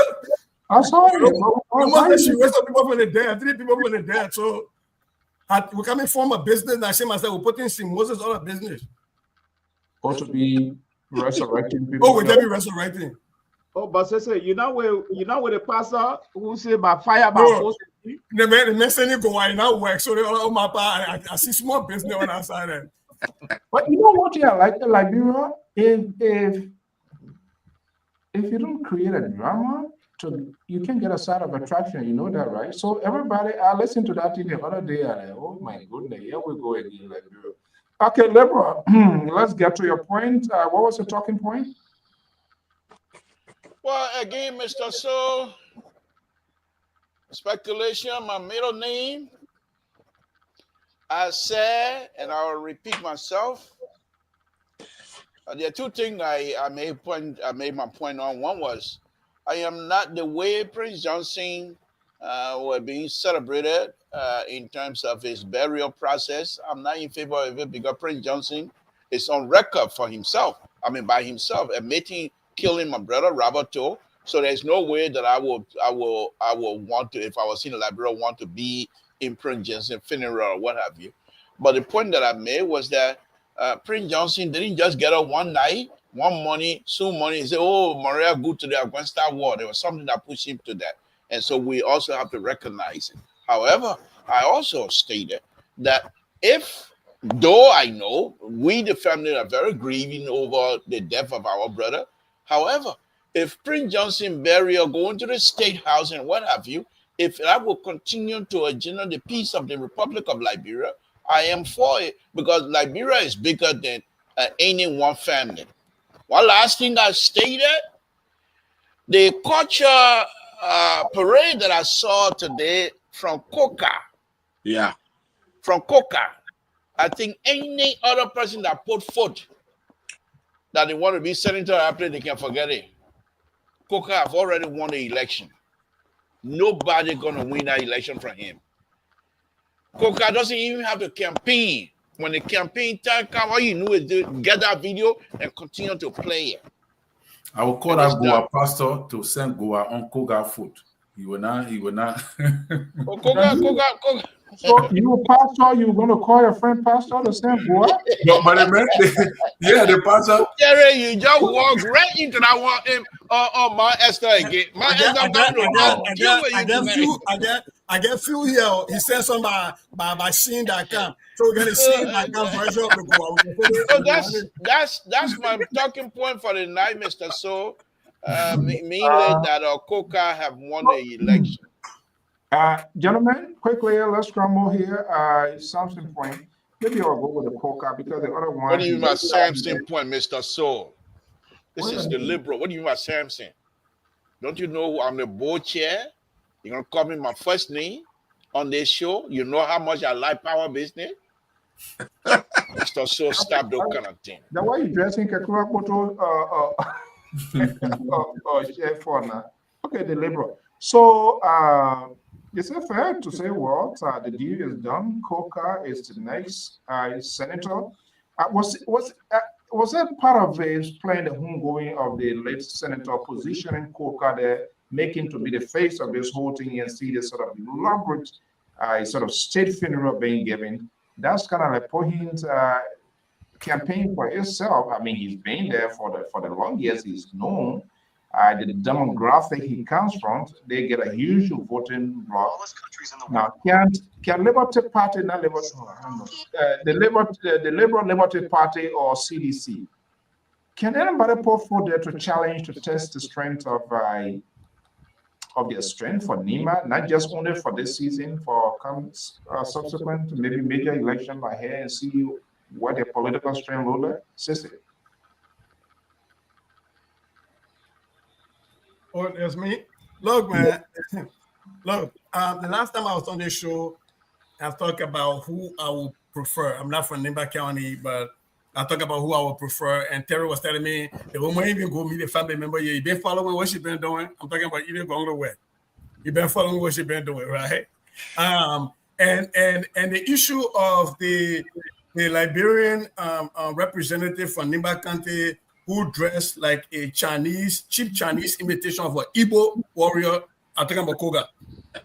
Because that's not how I don't see that's how Nibayan dress. He bought some cheap Nigerian imitation from China, from Shein.com of an Igbo warrior and wore it. And I know you're carrying the suitcase.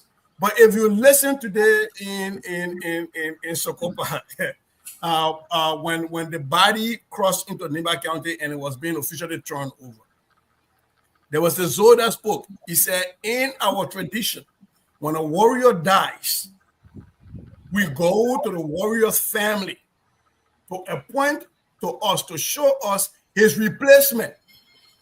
So Prince Johnson's family will show us his replacement. That was a direct quote from the podium today. Once they handed Prince Johnson's body over to Nimba County.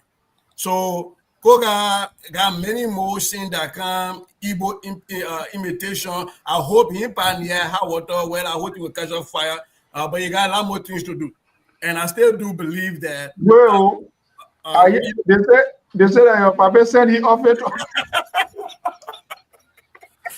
Because they get a lot of Chinese stores in California. I see why you talking there. My goodness. There's a Chinese mall. Right? Yeah. The Chinese mall. The liberal said they offered. Yeah, wow. But look, on a serious note, Koga is a serious contender.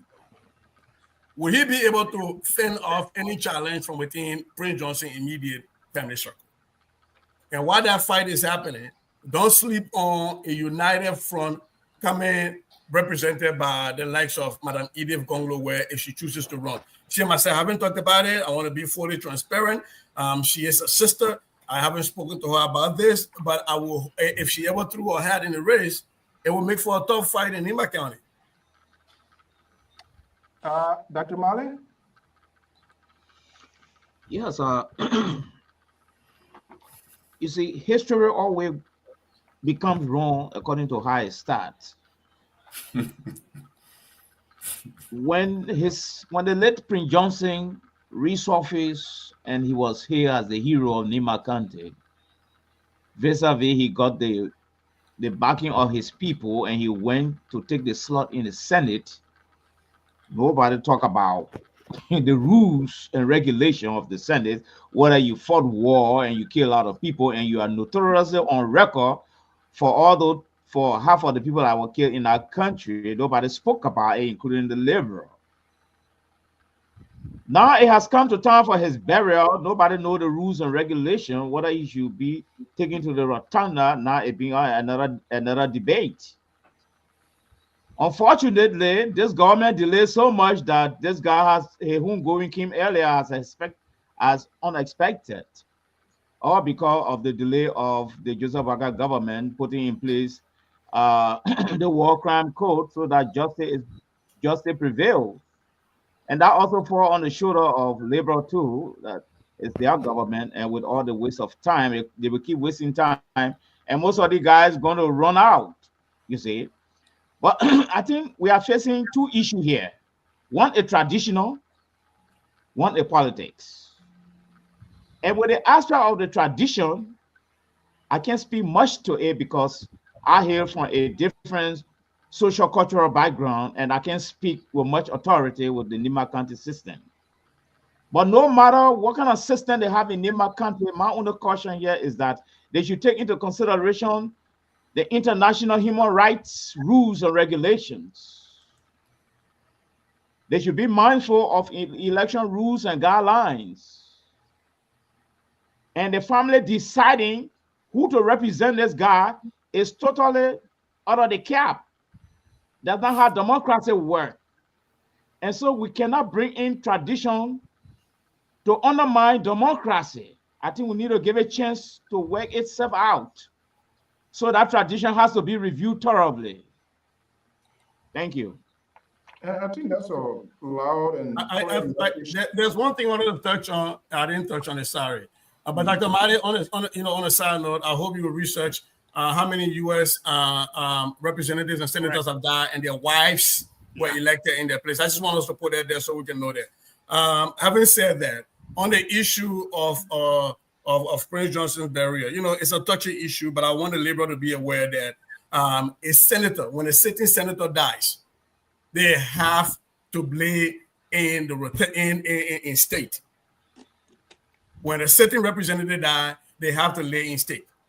If we don't want that, we don't elect murderers. We don't elect, but once they get elected, the person is alive, and we give them protection, police protection. And we pay them all of taxpayers' money. That when they die, that time won't take action. But look, there are the likes of Thomas Gaya Nimla in the Senate. If he dies tomorrow, would we say that people should not celebrate him?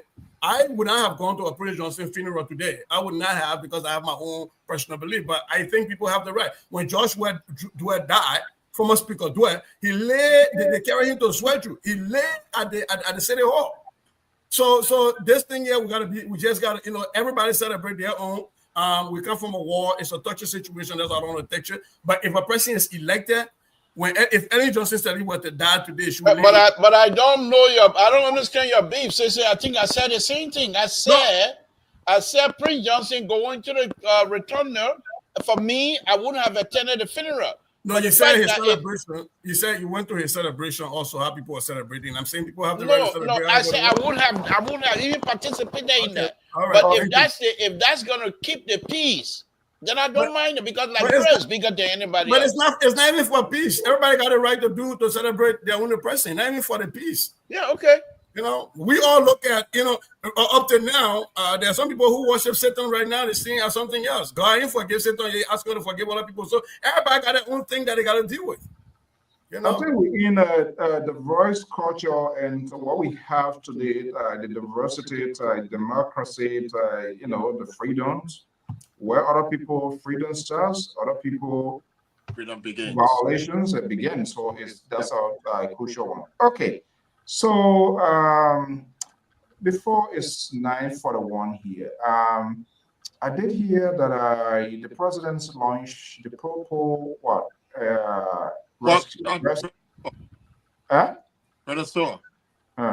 Yeah, I just want to say something in that regards as well. Which one? On the Prince Johnson thing. Oh, sure. Yeah, myself wanted to chime in on that too. Since it took half a while, I was going to say, but my thing is that I'm really concerned about, and I think they talked about it. Dr. Mali touched on it a little bit as to how people waste the time with the war crimes court. I'm not of the mindset that Prince Johnson name and war crime code are correlated. I think there's more to it than just that. And people need to start thinking now that Prince Johnson has deceased, that means war crime court is over. Ellen had the opportunity to do it. She didn't. We had the opportunity to do it. He didn't. At least in this administration, they've introduced a bill. And I said it before and I'll say it again. Now the legislators need to put together those laws in place that defines war crimes in Liberia, so that the court can have the constitutional mandate to interpret and do what needs to happen. We don't have no laws on the book, and that is needed in Liberia. How do you define war crimes? And that's the legislative mandate that needs to go on now.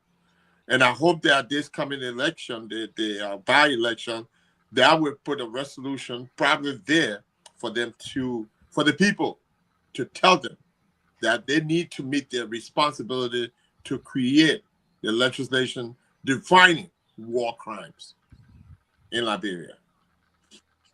Okay. What a great conversation. Terry, you say you want to chime in? I just want to disagree with my CM brother a little bit on the issue of Prince Johnson body and probably Kogar's off-faith. Which should the CM brother? Sissy, my CM brother Sissy. Because why the Kogar off-faith are probably, but Prince Johnson body that absolutely genuine. Well, I'm not a traditional guy, and because but I don't think it's good to denigrate the man off-faith. That he wearing Chinese off-faith and thing. The man's the politics start here. You already start getting very. Then we never person enter the race. And then you're talking for Mrs. Gonglo.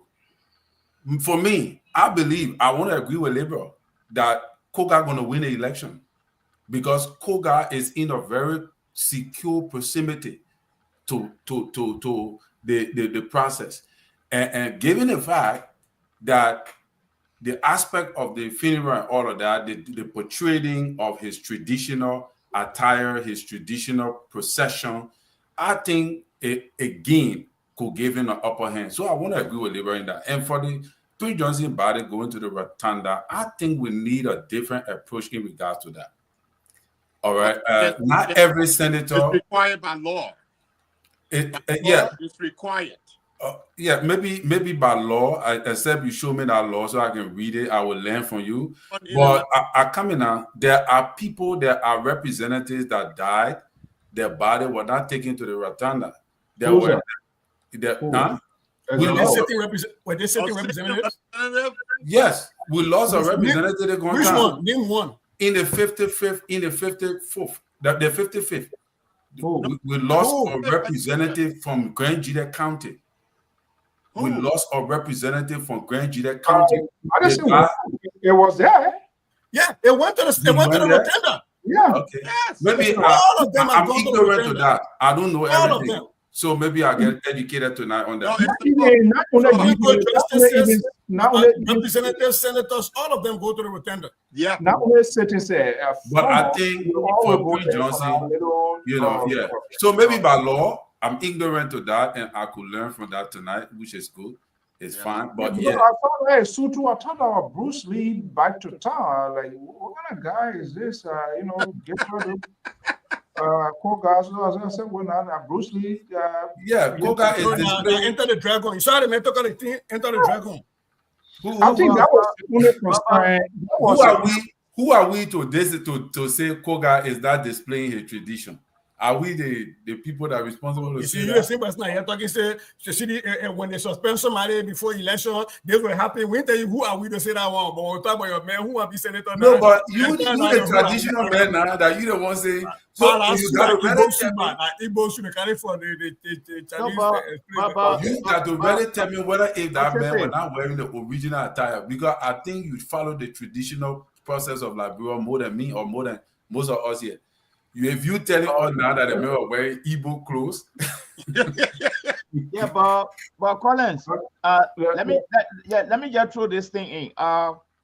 If we find a problem taking a live left gentleman to the rotunda, I think we should have been finding a problem with the taxpayer money that is more germane to the growth and development of our society. Yeah. Now we celebrated that and let it pass under the rug.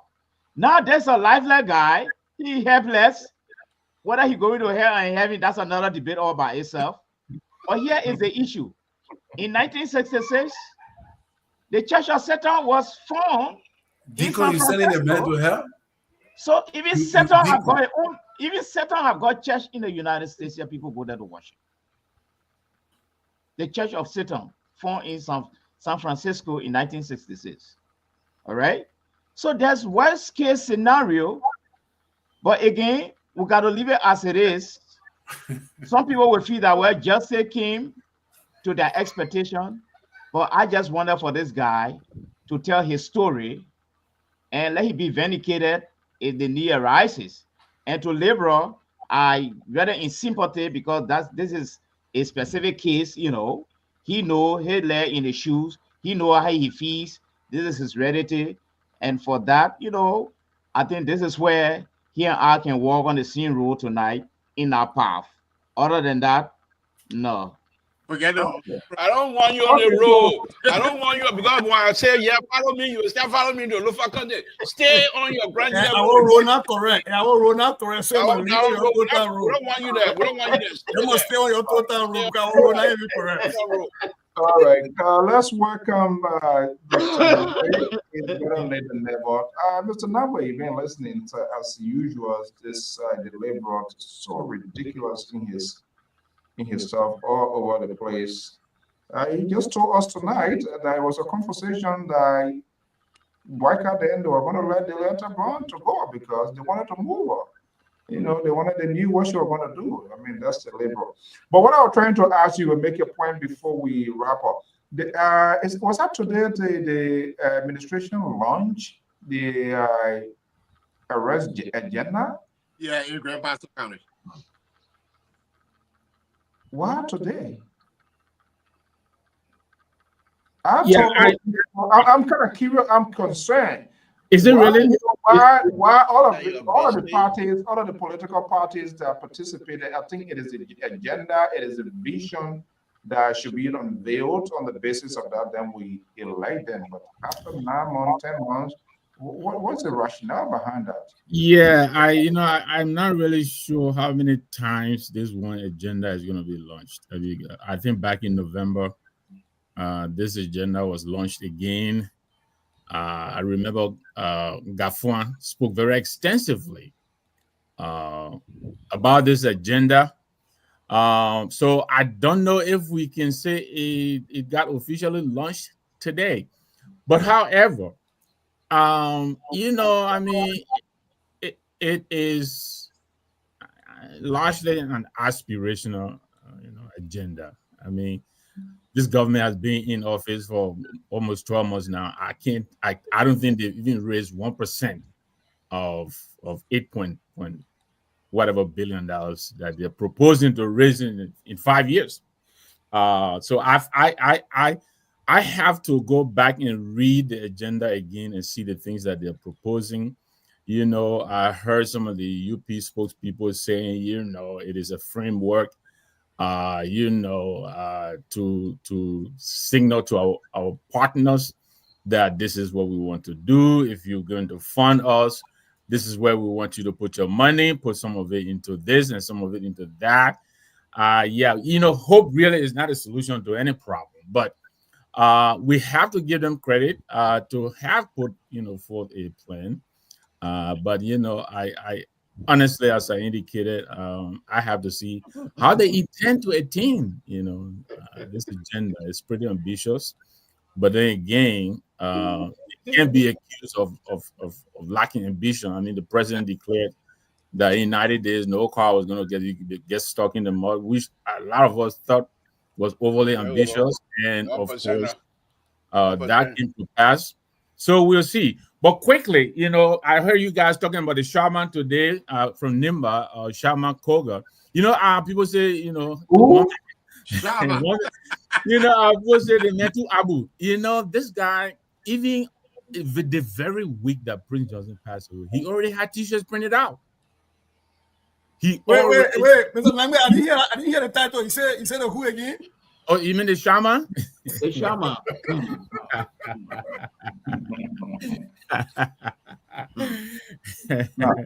Yeah.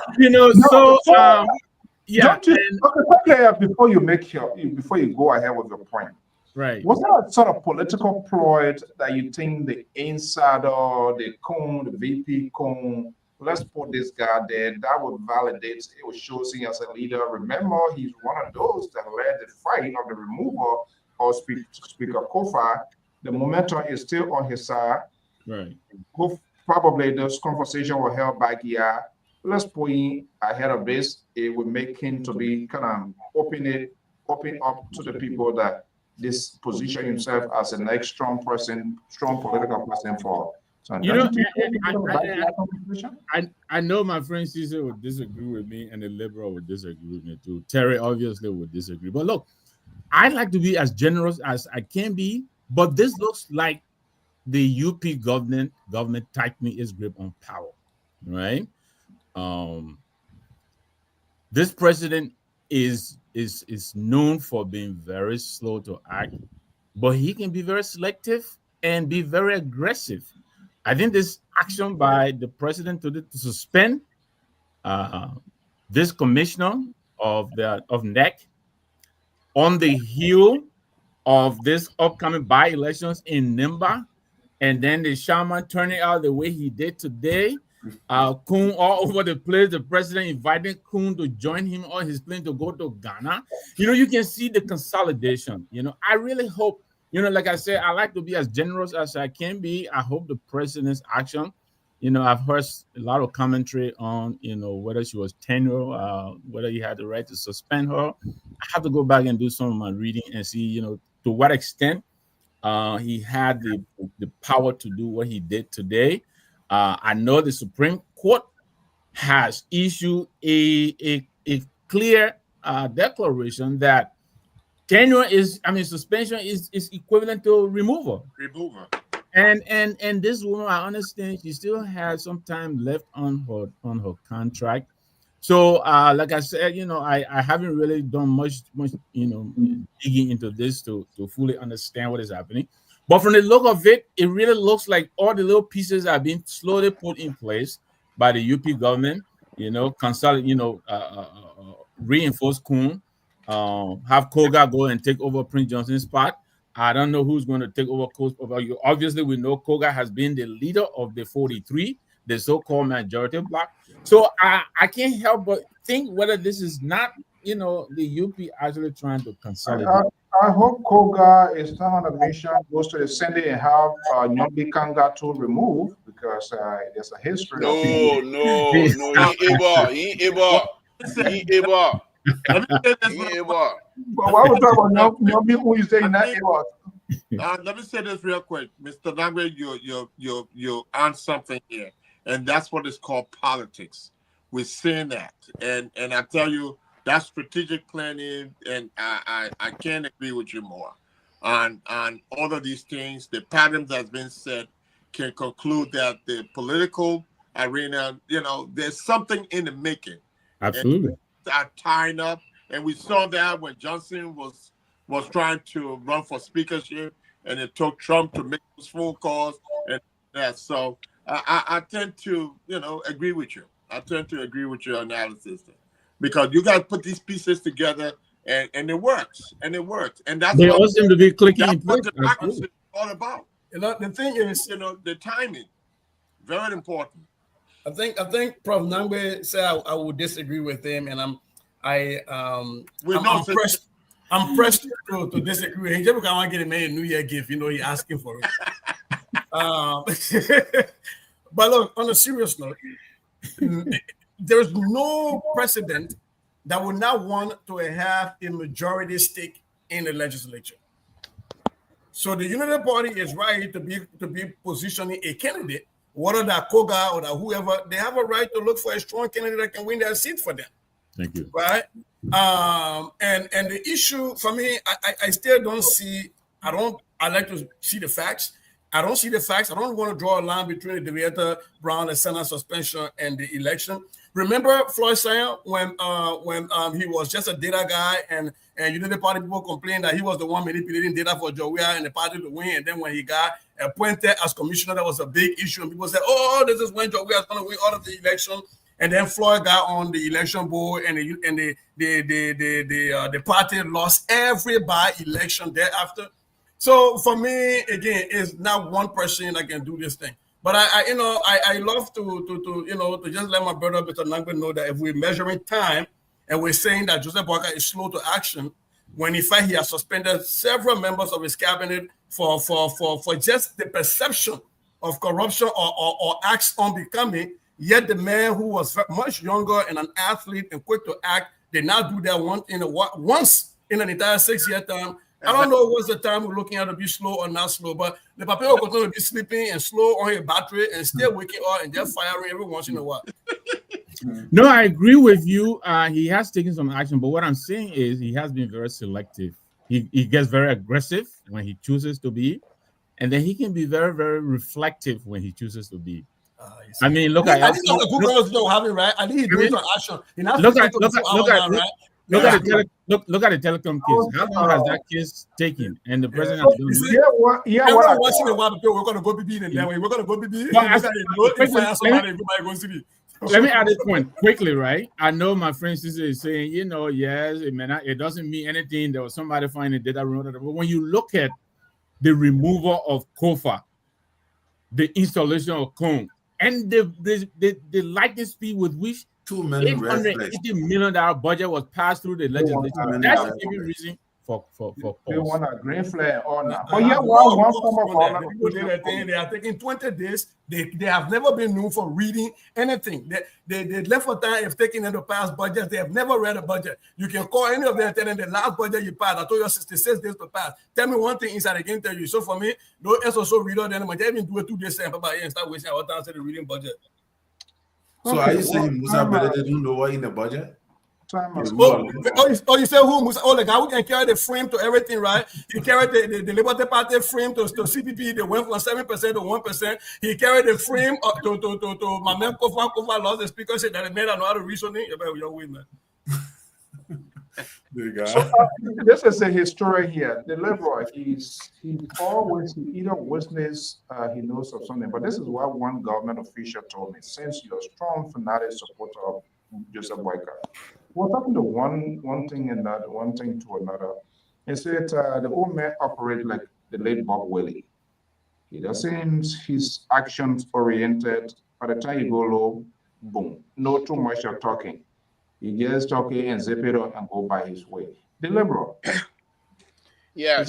Is that the kind of guy he is? That President Boyka operates like Bob Willie? In a sense, because President Tubber usually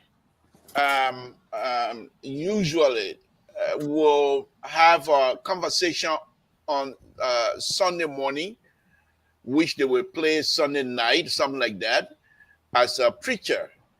And in his preaching, some of the line that will come out, those I think you will see Monday morning being responded to from the government officials. And so, however, I remember there was some incident about rally time or mat to mattress. He made a speech on a Sunday night that it would be nice in the city of Monrovia we can have booth where Liberians will be willing to put money in the booth. On Monday morning, we saw the glass booth all over Monrovia. People are putting money inside. Nobody can touch it. They don't even have to put lock on it. They were all over the city. People are putting money inside, mat to mattress. And but he was not somebody that you can cross very easily. And if you do, Bella Yala for sure, no question asked. And then he will come back and go and visit you. And then publicly, you will recant your behavior and say, I'm sorry, you are the true father, blah, blah, blah, you get free. Whereas President Wakai, he comes out, like Yaka Kolba say, he look at you, you think he's sleeping, not sleeping. He watching you. You come from election in one company, he said you're suspended. And suspension doesn't mean you fire, you're suspended. When I see you go, I'll bring you back. When I see you redeem yourself, I'll bring you back. That is the hallmark of a father of a nation. On a very serious note, Mr. Soul. Because when you make that kind of pronouncement that this person is fired, that person does not have any kinds of chance of redeeming themselves. But as a father of the children of the Republic of Liberia, You make a pronouncement. Say this person is suspended. You remember Madam Shelley said something one time that these people then, when they want job, they go to my sister. Then my sister will come. If I fire them, then they go beg my sister. My sister will come beg me. Then I got to get it. President Waka suspend people so that if anybody comes to him ice skin, that person will be redeemed. He got to face to say, well, the person was suspended, I bring the person back. Mr. So, this is the hallmark of a 40-year experience in politics. And I think you as the CEO on the program need to follow that example. Not to fire people, not to suspend me, but you have to deal with me from that perspective. As but just give me the authority to publish the audit report. Oh yeah, you understand. Go back, Mr. So. Because the audit report, I tell you, I don't know why they say always cutting my legs. When I get good chance on the CEO, then you come bring audit report. The audit report, I got some liquor talk behind you. I beg you. I beg you. The day you play that liquor talk, my life in America is over. I beg you, say, don't bring it on again. Oh my goodness. Thank you. Okay, guys, what a great conversation here. Please comment, Moses. We don't know what's going to be coming on in the coming week, but guys, in the interest of fairness, yeah, there were some pictures. The man from We and Doro. I forgot to show those images here. But while you guys doing it, I can work on it here. So everybody, one minute to do. Moses, were you talking to me about calling you? Yeah. Closing I have a number. I'll put my number in the chat room for you. Man, you didn't call me. I get your number. I'll put my number in the chat room. Okay. Okay, guys, one more minute. Closing remarks. Or done. So I can go first. I came on late. I'll wait. Okay, no, you. What do you mean you can't let you go for it, or you won't come wait for you? You Wait, can't now, go for it. wait, now you the moderator. You the moderator again. Oh, now we got math inventory control. Say, I got a question for you. The other day you were not here. Now when we're here, he said President Baka has 1%, so they're all even. And I told him he's sort of 1%, that negative 1%. Whereas ours 1% was positive. He said there's no such thing as negative 1%. Say when you have a slope, do you not have a negative number? But we thank the prof. I didn't know that. If they never play politics with you, they met the chemistry teacher. Well, you know, say you're gonna tell the mathematician. Let's put it in context. He said CPP is a 1%, and I said, yeah, I agree. But this current president's victory is also a 1%, 1.28 is a 1%. And therefore, we're all 1%ers here. There is no 1% that is greater than mine was victory. It's a plus. You, it's a defeat. It's a negative. Uh-oh. Yeah, simple. You're negative 1%. I'm positive 1%. Can I get my closing remark, please? No, you wait for us. You wait for us that the money, you're not going anywhere. Even though you're dressed and you're getting ready to go, but you wait for us. Yeah, the money won't use the 1% to rebuild the area. Whoever 1% that's available, you're using to rebuild the area. I don't know. It's unbelievable. They got road going to Berea now. Let me, Mr. Stone, please, 1 minute, 1 second, please. I want to say this on a very serious note. All of us that come on this platform to have a conversation, we do care for Liberia. We spend hours, 2 hours, most of the time, and there's some serious conversation that happen here. What is happening in our country? Those of us that watched stuff before, if those people in our country are not careful and something goes wrong, it will be worse than Somalia. And things are not happening the way they're supposed to happen. So who people should be careful now? Liberians have to be mindful. Liberians have to be mindful. You're dealing with human beings. They can only be pushed so far. That's it. That's all that I can say to that, Mr. So. I think you guys, you need to start with this sort of blanket statement. Speak, be be bold, have the courage. And, Yeah, Just wait. That tomorrow you hear the liberal. yeah, when you come to you know that way you will come start money Ali water and sewer plant here before the, you know, so all right, whatever it is. Okay. Who wants Dr. Mali? You say one of I think Mr. Victor went Yes. first. Keep going. What I wanted to say here that it's very sad to see the huge publicity and taxpayer money being put into Prince Johnson burial. So my question now is, from what I have seen, has this validated Prince Johnson war history? Has they validated the number of people he killed in our country? With a kind of a huge, both private and government publicity given this guy? And it's a question that I've been bothering with since I've been watching this thing on TV. But to conclude, I have a breaking news here.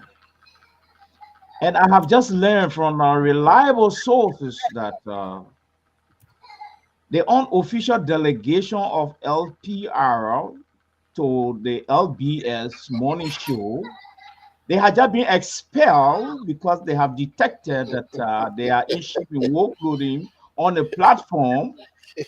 And I was just giving it. Hold on one second, Dr.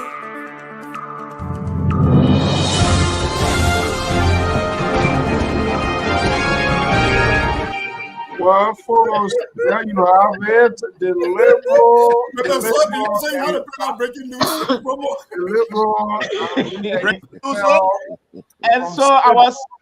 and so I challenged the souls, and they said, just wait and see whether you will see them again, whether you will see.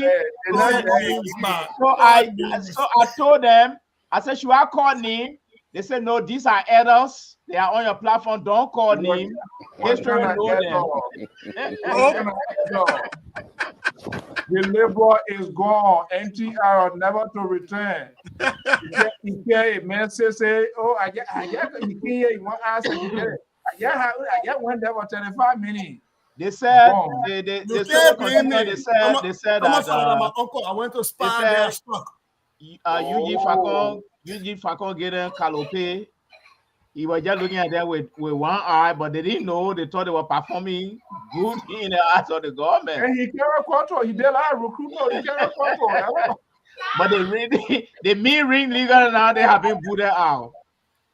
No, so, you know the liberal he tabata he don't do here. He went there one time, he go rock and roll with the minister. They look at his face, oh, that man wherever here. And next time you want to go out of jail, you say, oh, that man, you're not coming by here again. Like every year, Mr. Toh, you see the strategy, right? The co-host brought your name so you can use more than 1 minute. If the man use more than 1 minute, you're closing because you have to use your name. You see that strategy?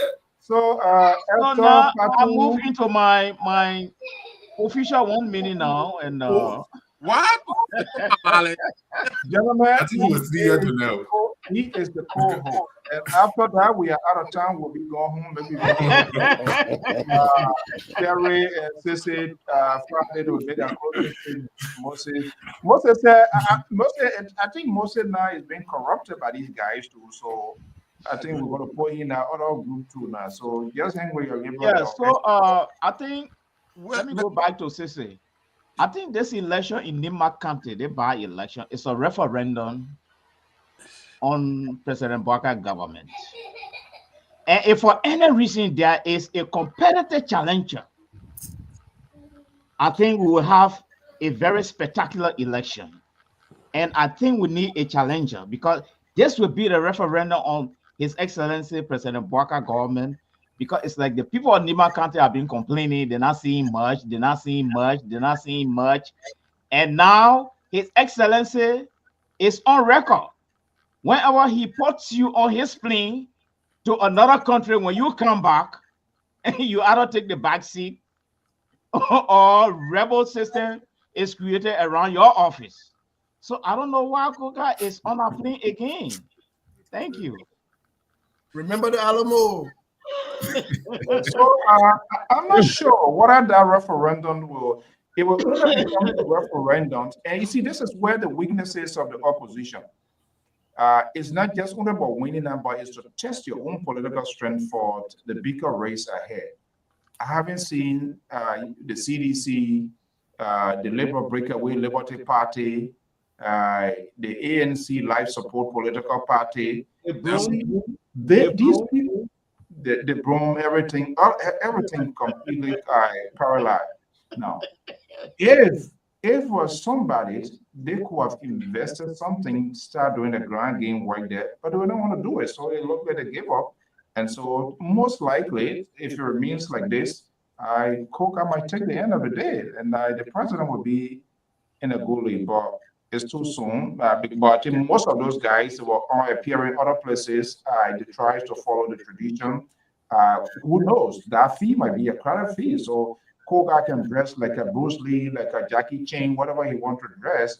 That's not just auto aid. Who knows? There are some other people going to come out, and you never know. The politics of today nowadays is different. CDC was just lazy because George Weah invested a lot into Nima County, but they were unable to prosecute their own case. So it was just on them. Terry, let's hear you. Yeah, thank you. I think CDC is afraid to put somebody up in the race in Nima County because right now, if they lift anybody hand up and that person loses the election, it's not a good sign for them. So if I was CDC, I would do the same. I will only follow the flow. Like Sissy said, if Mrs. Congo that is going in the race, I will work with her and make sure that she try to win. If she don't win, I don't take the backlash. If she wins, it's also a compliment for me. So I think that was what CDC would do. To the issue, I think the president, by suspending this day, there are several things he need not to do that if he does, will send a caveat or will send a message to the opposition. And again, since I would say the opposition, that he have an intention to play politics with the election. Please separate me from Professor Nangwe in the group. Okay, I separate you from that. However, if he sends somebody there, the way he suspended lady and sent somebody there to act in her stead, instead of using the board, members of the board, that will show that he got a sinister motive. The people that have been fired by her, are he going to replace them or is he going to reinstate them? If he's going to replace those people, it means that there is a sinister motive. If he's going to reinstate them, then it means that he has, so you can step up the game. So if he played that, I will be watching to see what he's gonna do. If he brings a new person from the Unity Party to act, he have a sinister motive.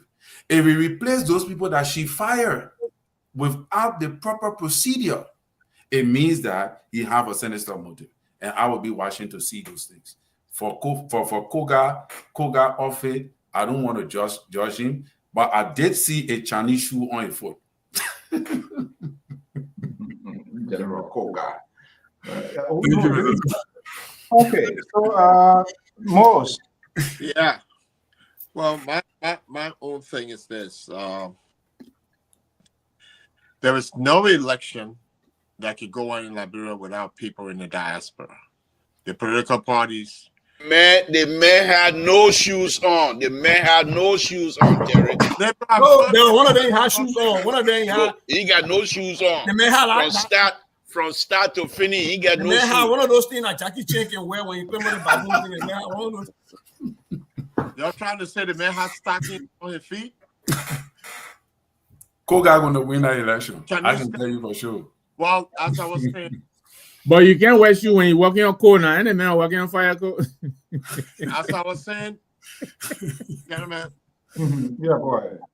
As I was saying, this midterm election gonna set the premise for 2029. From my own estimation, number one is that based on what everybody said about the election process, and I want to say to Sissy, you know, you're talking about supporting Ms. Gonglo, where, and that means you're going to sign up with CDC because she officially joined CDC after the first round of the election. So she might be. She did not join CDC. She supported CDC. Well, she went openly and said she's a sedition. She supported them. She did No. not. Jeha, on there, she was in a truck and said she's a CDC. I follow her. And I follow her. She So- was given a truck. She campaigned for CDC. She did not join So I'm just CDC. telling you now, you're on the CDC side. If that the one you want to say that will make me to get from beyond either going to where no problem with this without other devil. Mr. Nambi, I would dance without devil. You're coming to another devil again? So you from today on, you are sedition. But on a serious note, folks, this election definitely will determine what happens and how we look at our election, because we're talking about, you know, what needs to happen moving forward with this senatorial seat to set the pace for the election in 2029. And I think the people, we in the diaspora, the political parties cannot win any election locally in Liberia without the diaspora support. They don't have the funding, they don't have the structure to maintain themselves, or none whatsoever. And they depend on the diaspora. We in the diaspora need to start making strides to see how our participation can be merged into Liberia. We cannot sit back and always have these shows and talk about these great ideas and not take it back to Liberia. So the tax is ours for 2029. That's all I have to say. Okay. Who has not spoken? Okay. Because I know I want the Reverend to close up after me. Oh, the Reverend talking here, hey, man. But sorry, I reduce your rank in the bishop. Okay. on a serious note, I think the election. The other day I was watching you struggling how to interpret Jesus wept. The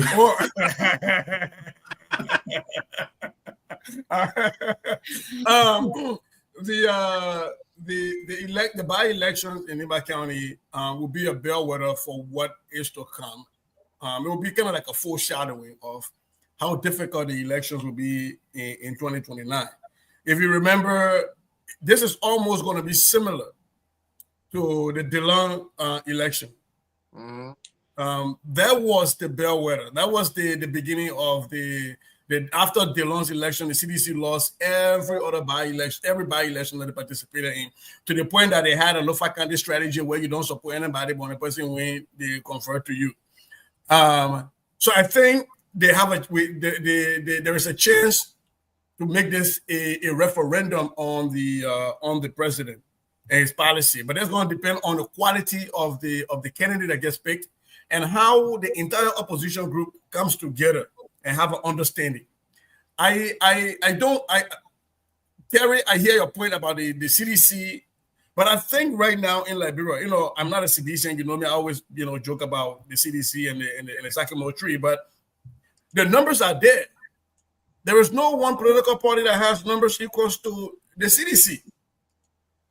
I don't know about it in Niba County, but I do know they have the numbers. They still have a structure. They just most recently left power. They still have, even though it's broken, is a little bit like, but they still have a frame versus other parties that will have to be recreating the frame. So if President Weah can organize a meeting of the minds of various political parties, and I'm talking the ANC or the CPP, whatever they call themselves right now, whether they stay together and you bring in all the other people and you pick one candidate. I'm not foreshadowing that you win or you lose, but I'm saying it will be a heck of an election. It will be a heck of a competition. But if the CDC decide to sit this one out, I think they take morale away because the CDC still got a strength, they still got a morale to roll with, they still got energy. I think they remove morale from the campaign. It will be difficult for even my lady, even though she's run before, it will be difficult to start from the beginning to rev up that engine. It will be like Terry, in Minnesota. When you start your car, you got to let it run for a while before you drive it. Otherwise, the courses during the winter time it affects you. So the CDC already have their car running, so to speak. So if they pick a good candidate if they go with the likes of Edith Gonglo or somebody else, but they have to coalesce. They got to bring the other political parties together. And I think it becomes a very, very critical elections. Anything less than that, the CDC runs, other political parties run, this become an easy win for the Chinese Kung Fu hero if he runs. Shaolin monk Koga. Shaolin monk Koga. You know, we're all Kasajini. Okay. So, Mr. So, Koga. Mr. So, That's my minimum. I just like him naturally. Mr. So, let me do my closing. Wait a minute. I thought you told me to go. I thought you were going to close. Oh, okay. All right. 1%, negative 1%. Go ahead. No, but quickly, then you can add it up to your closing here.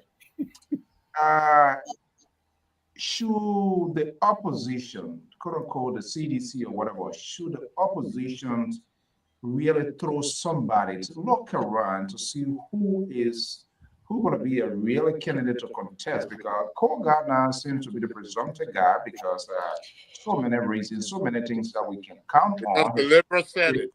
Yeah. Should they throw somebody? And if they don't, Mr. Namwe, don't you see that as a weakness on the part of the oppositions and just surrender as a United Nations ECOMOG Unity Party is all yours? Take it away. No, I absolutely agree with those who say, including my brother Cisse here, that this coming by-election will be a bellwether. This president won Lofa by 56%. He won by 59% in Nimba. So Nimba really did help this party's win to the executive mansion. And I think the opposition needs, I think at this time I agree, we need to throw in a counterweight. We cannot have the UP government sweeping everything, taking the executive mansion, taking the legislature, taking the judiciary. I think there's somewhere in there we need to kind of counterbalance this. So I hope, that a very strong candidate will emerge from the opposition. I mean, there are a lot of people, yes, either where Gonglo is there, I agree. Tai Wongwe is in there. I think he has a chance. Musa Ability is in there. He has a chance. So, and even though Councillor Gonglo, I believe, having run as a presidential candidate, he may see that as a step down, but that may not be a bad option. If I were, I haven't seen him in a while, but that's something he needs to think seriously about. He could prove to be a very formidable candidate. Who for the senatorial position for Nimba before presidential election. So Mr. So, let the liberal and So, the guru. Look, stop interrupting me. I tell you, we're done. 1%, negative 1% after you're done. No, I'm already spoke. Mr. Nangwe want this time the LPP before the 2029 elections. That's his strategy. No, but the LPP people are our brethren. I'm from UPP, and the LPP who knows sympathetic vote could make government. Mr. So, let me make my point, please. Thank you. You already That's a full analysis. Let me hand it over to you. I put a link. That's a beautiful analysis.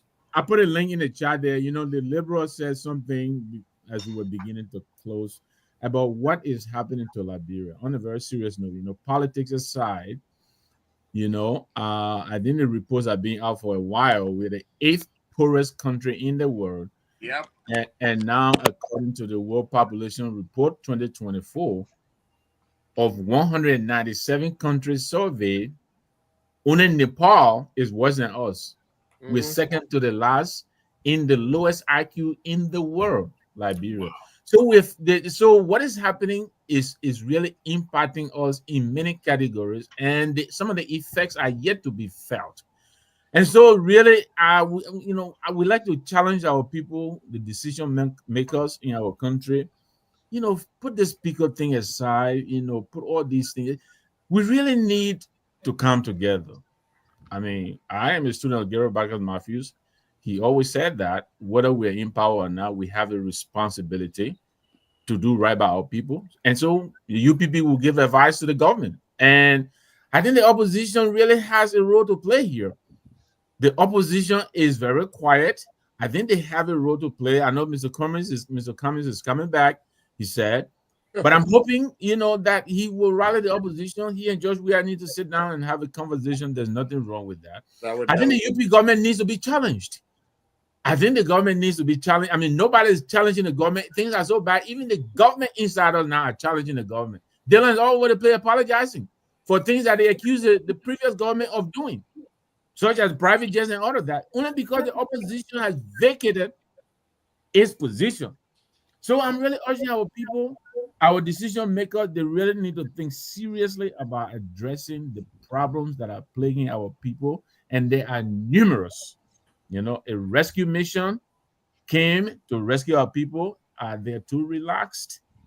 The urgency to help our people cannot be overemphasized. So I put a link in there, because I just kind of browse through it. When you get it.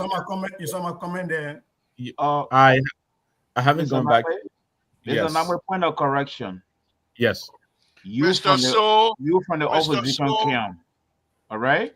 And the correction here is that the opposition did not vacate its seat. The opposition is in systemic disarray. Mr. So, But let me make my point. Let me make my point, guys. The CDC got rid of their local. Let me make my point, guys. Noise. Let me make my point. I want to say this here. To those of you that believe this coming by-election in Nima County will be some sort of a mark, by whatever you call it, you are wrong. Completely wrong. Here's what I'm going to say. President Weah, I know he listened to me. Because ever since I told him not to be dancing again, he stopped dancing. So I know he listened to me. All right. Wait, our day before yesterday. Yesterday. Wait. You were dancing yesterday? I got one new one for yesterday. Oh, you were dancing? You see the latest dance, yeah? I'm going to drop it. Oh. No, they're not listening to me. They may listen to you. Let me say this. Truthfully, to be honest with you, I think this coming election, CDC and President Weah will do better not to even post Kennedy against Coca. Here's the reason here. President Weah and Prince Johnson had a fallout. You want to be seen in Nima County as unifier. And if you don't put a candidate against Coca, you can use that because Coca going to win anyhow. So what's the point of even wasting your money and wasting your time? If you don't put candidate for CDC, Nimbadi see that CDC is not part of this infighting, they might be able to say, yes, he's a unifier. Yeah, that's a weak ruling party strategy. We're not going whatever. That one would be your that one you're negative 1%, I'm positive 1% because I'm a political guru. Let me finish. We'll put food, no matter what you say. We will. Okay, that's fine. You see it on this platform. I whoop you with Dr. Bakai. I whoop you with Kofa. I'm coming to win you. I'm coming to beat you again on Coca. Coca going to win. CDC doesn't need to do anything. That does not mean because you don't put Kennedy against doesn't mean you're weak. Far from it. You can use this opportunity because it's a death in the family of Nima. You go out, you and Prince Johnson had a fall out. Prince Johnson was crying on your name. He brought somebody else and that person turned it back on him. He became completely disoriented. Let's put it that way. You, President, we are now. Don't put Kennedy. Coca wins the election. Coca will come to you. You and Coca start having conversation. CDC in the 2029 election. In 2029 election, CDC go to Nima County. They will get some vote, more vote from Nima County. So I would suggest all of you guys sitting there, don't look. Let me finish my point. Then you can look. Two things, though, liberal. Two things. One, how would the CDC get data to gauge their own internal structure on what they will look for in 2029 if they don't run a campaign to get numbers and see where they went wrong, exit polling, and see what they could do better.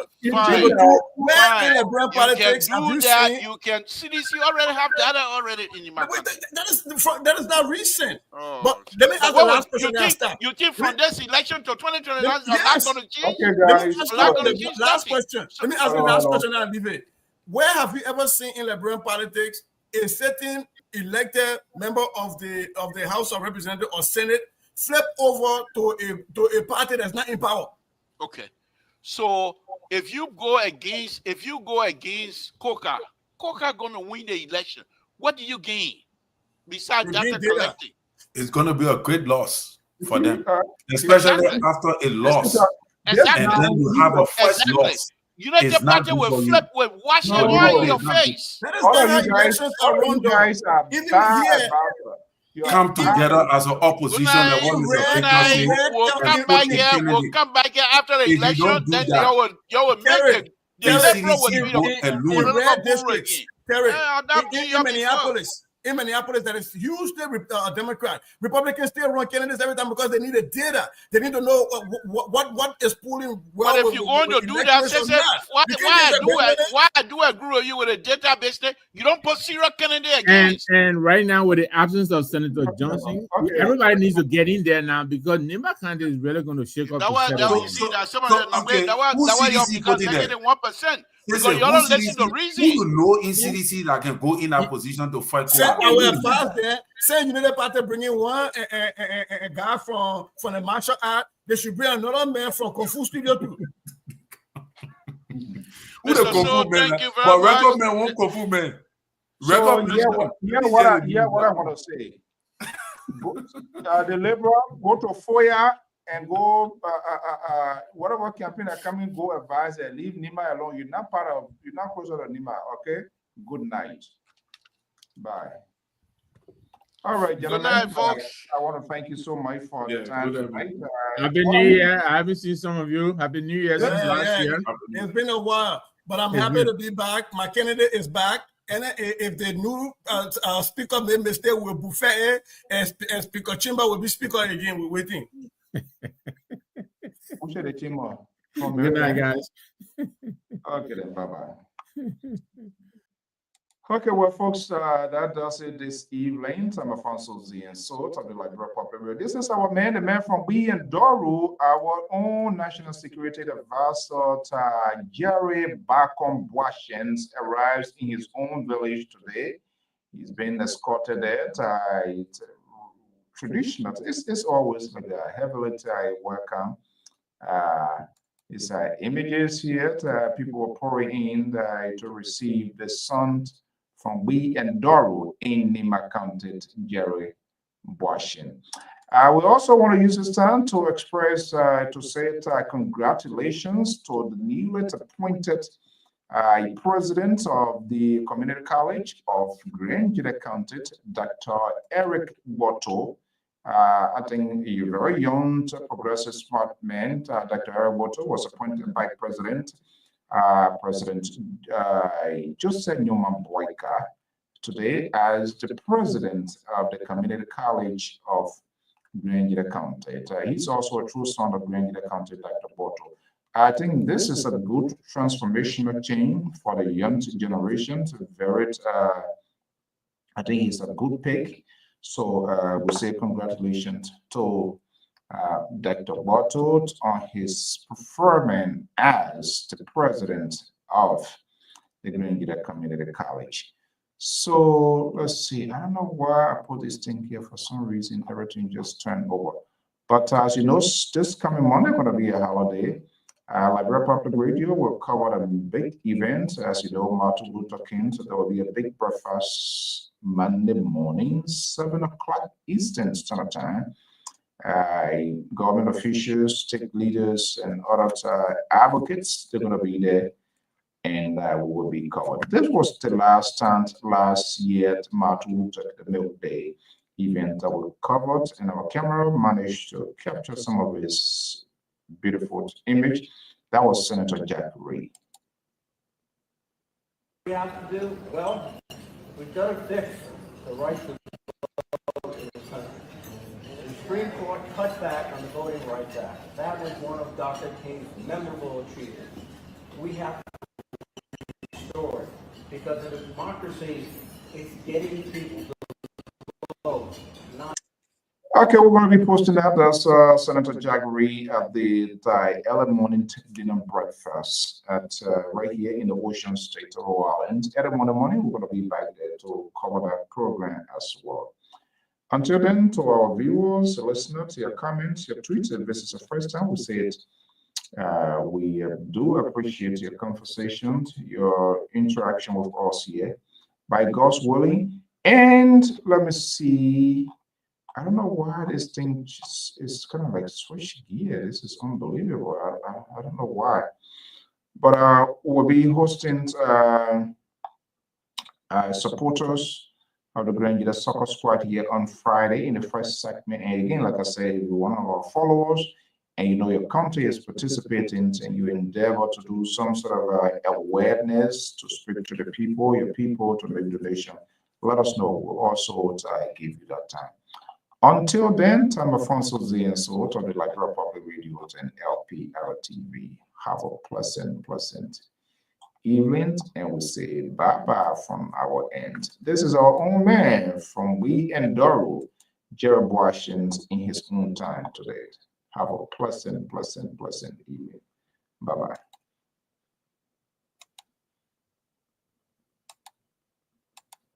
Don't